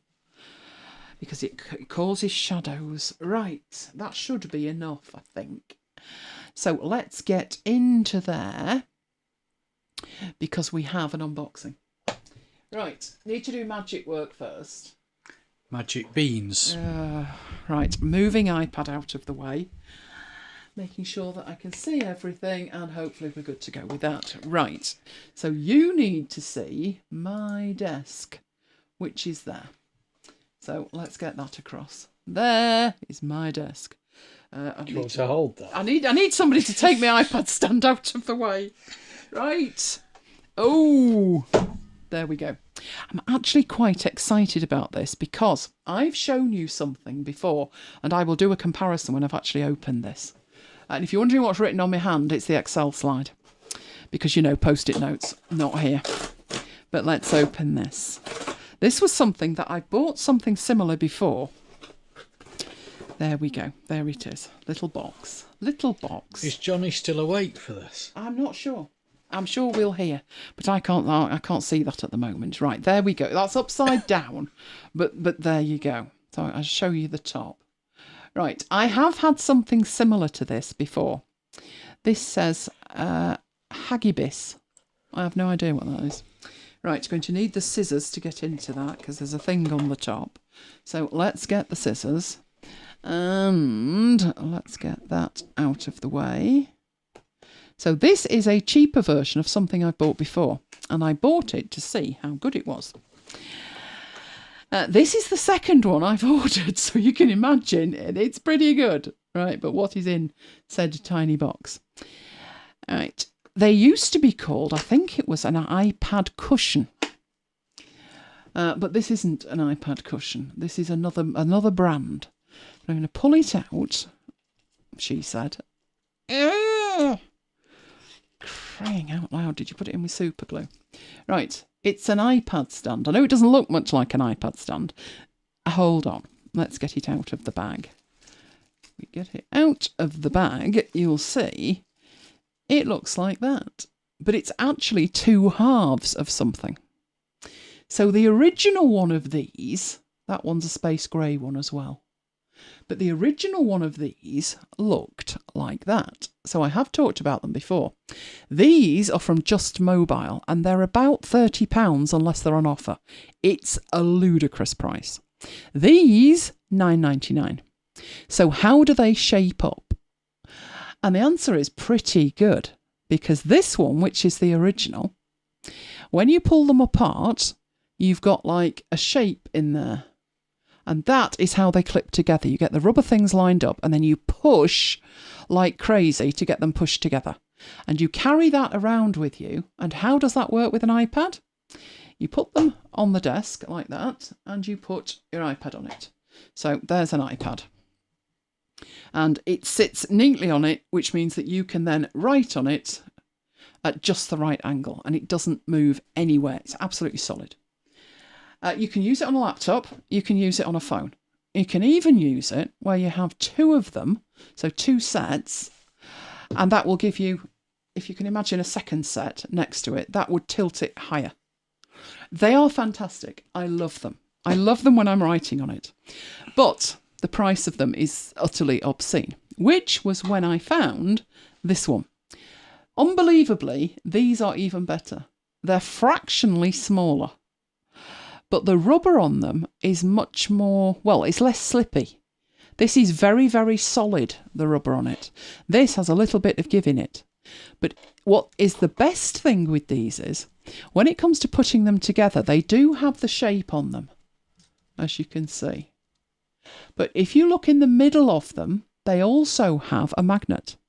So if I just do that, you should see it kind of snap together, if I can line it up properly. It literally snaps. I'm going to put it near the microphone. Hear it click? Because there's a magnet inside it. I've seen people get 2 sets of these and use them in this way, where they put them down in like a group of 4, and they then put a Mac Mini on top of it. And they've then got air going underneath it. You don't need 2 sets to make it work, as long as you want it tilted. So that is what I have got. They are amazing. I love them. I absolutely love them. I put them in a little bag and I take them with me. But the fact that they're magnetised, I know that might be slightly dangerous near a hard drive. Don't put them near a hard drive. But as that is, it's so convenient. You just stick it in your pocket and use it. I have those whenever we go away. Remember those days? Yeah, that. But there you go. That is what I got. So Mike's got the link for it. He will pop it in there. Already done it. I would highly recommend those if you have a need for it. I would, if I'm thinking of a Mac Mini at some point, not this model. I'd probably wait till the next one. But you know what Apple are like. That'll be like 5 years from now. But I would definitely put them on one of these, which would enable it to get some air underneath it. It's expensive to do that with, but you know, so's the Mac Mini. So I highly recommend these. I got a little bag to put them in and did it that way. Right, okay then, let's get back to there. So we've done the unboxing. Right, should have moved on to that one. What have we got coming up? Well, it's Mad March, isn't it? Which means we're going live every Sunday at 3 p.m. If you missed last week's, which was the 7th, it's available on demand. But this week we have mastering blend modes in Affinity Photo. So if you've got any questions about blend modes in Affinity Photo, let me know. That one is coming up this week, but notice time change from last week. Well, no, actually it's not. It's exactly the same time as last week, but America have changed their clocks. Not all of America, only some of America, just enough to play with my mind. That amount of America. So it's 8 a.m. Pacific and 11 a.m. Eastern. The following week, same time, we're doing create creative tables in Affinity Publisher. So it will cover the basics of how to make a table and how to format that table, but it will take it beyond that in terms of creative tables. So using tables in Affinity Publisher documents, but in a more creative way, as you can see, Gantt charts and things like that. Then the following week, and we're back to 7 a.m. and 10 a.m. in the States, it's mastering master pages in Affinity Publisher. Then the following week, which is Easter Sunday, Adobe Bridge. All of what we do is available on demand. All you need to do is to go to youtube.com/ElaineGiles. You will find all of those recordings and more. There's also a playlist. YouTube are playing with my mind, but there is a playlist. And you will get that at MacBites.co.uk/after hours playlist. And all of the videos going all the way back to October 2018. Oh, isn't that scary? We're in our 3rd year. You will find them all there. Newest ones at the top.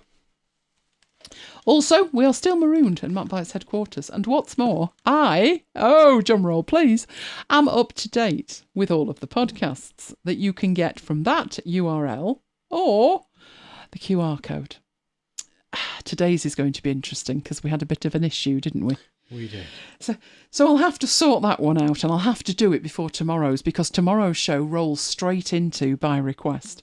So I end up with like 7 gig of files to deal with that. All of that happens on MacBites FM. We love you guys. If you love us, can you give us a thumbs up? Really makes a difference with YouTube. And if you want first dibs on everything we do, you need to go to elainegiles.com/VIP or use the QR code. You will get notifications of when we're going live, what topics we're doing, etc.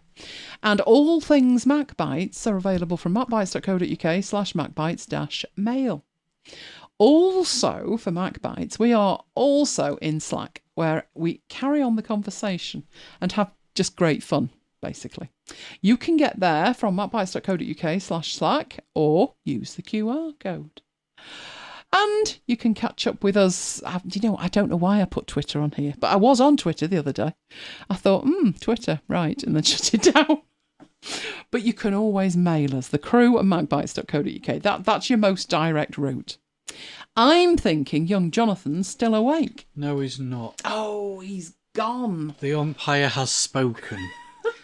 She said, "Are you awake, Johnny?" He hadn't responded in 2 minutes. Oh, poor Jonathan. Poor Jonathan, she said, trying to keep a straight face. Because you know what this week is, don't you, Mike? No. No, he's not got a clue. Right, are you ready? Double figures. 10-2. Oh, he's being lapped. He got a point. In fact, he got both of his points on New Year's Day. And he hasn't scored since. Yeah, I know a few players like that. Poor Jonathan. He's still here.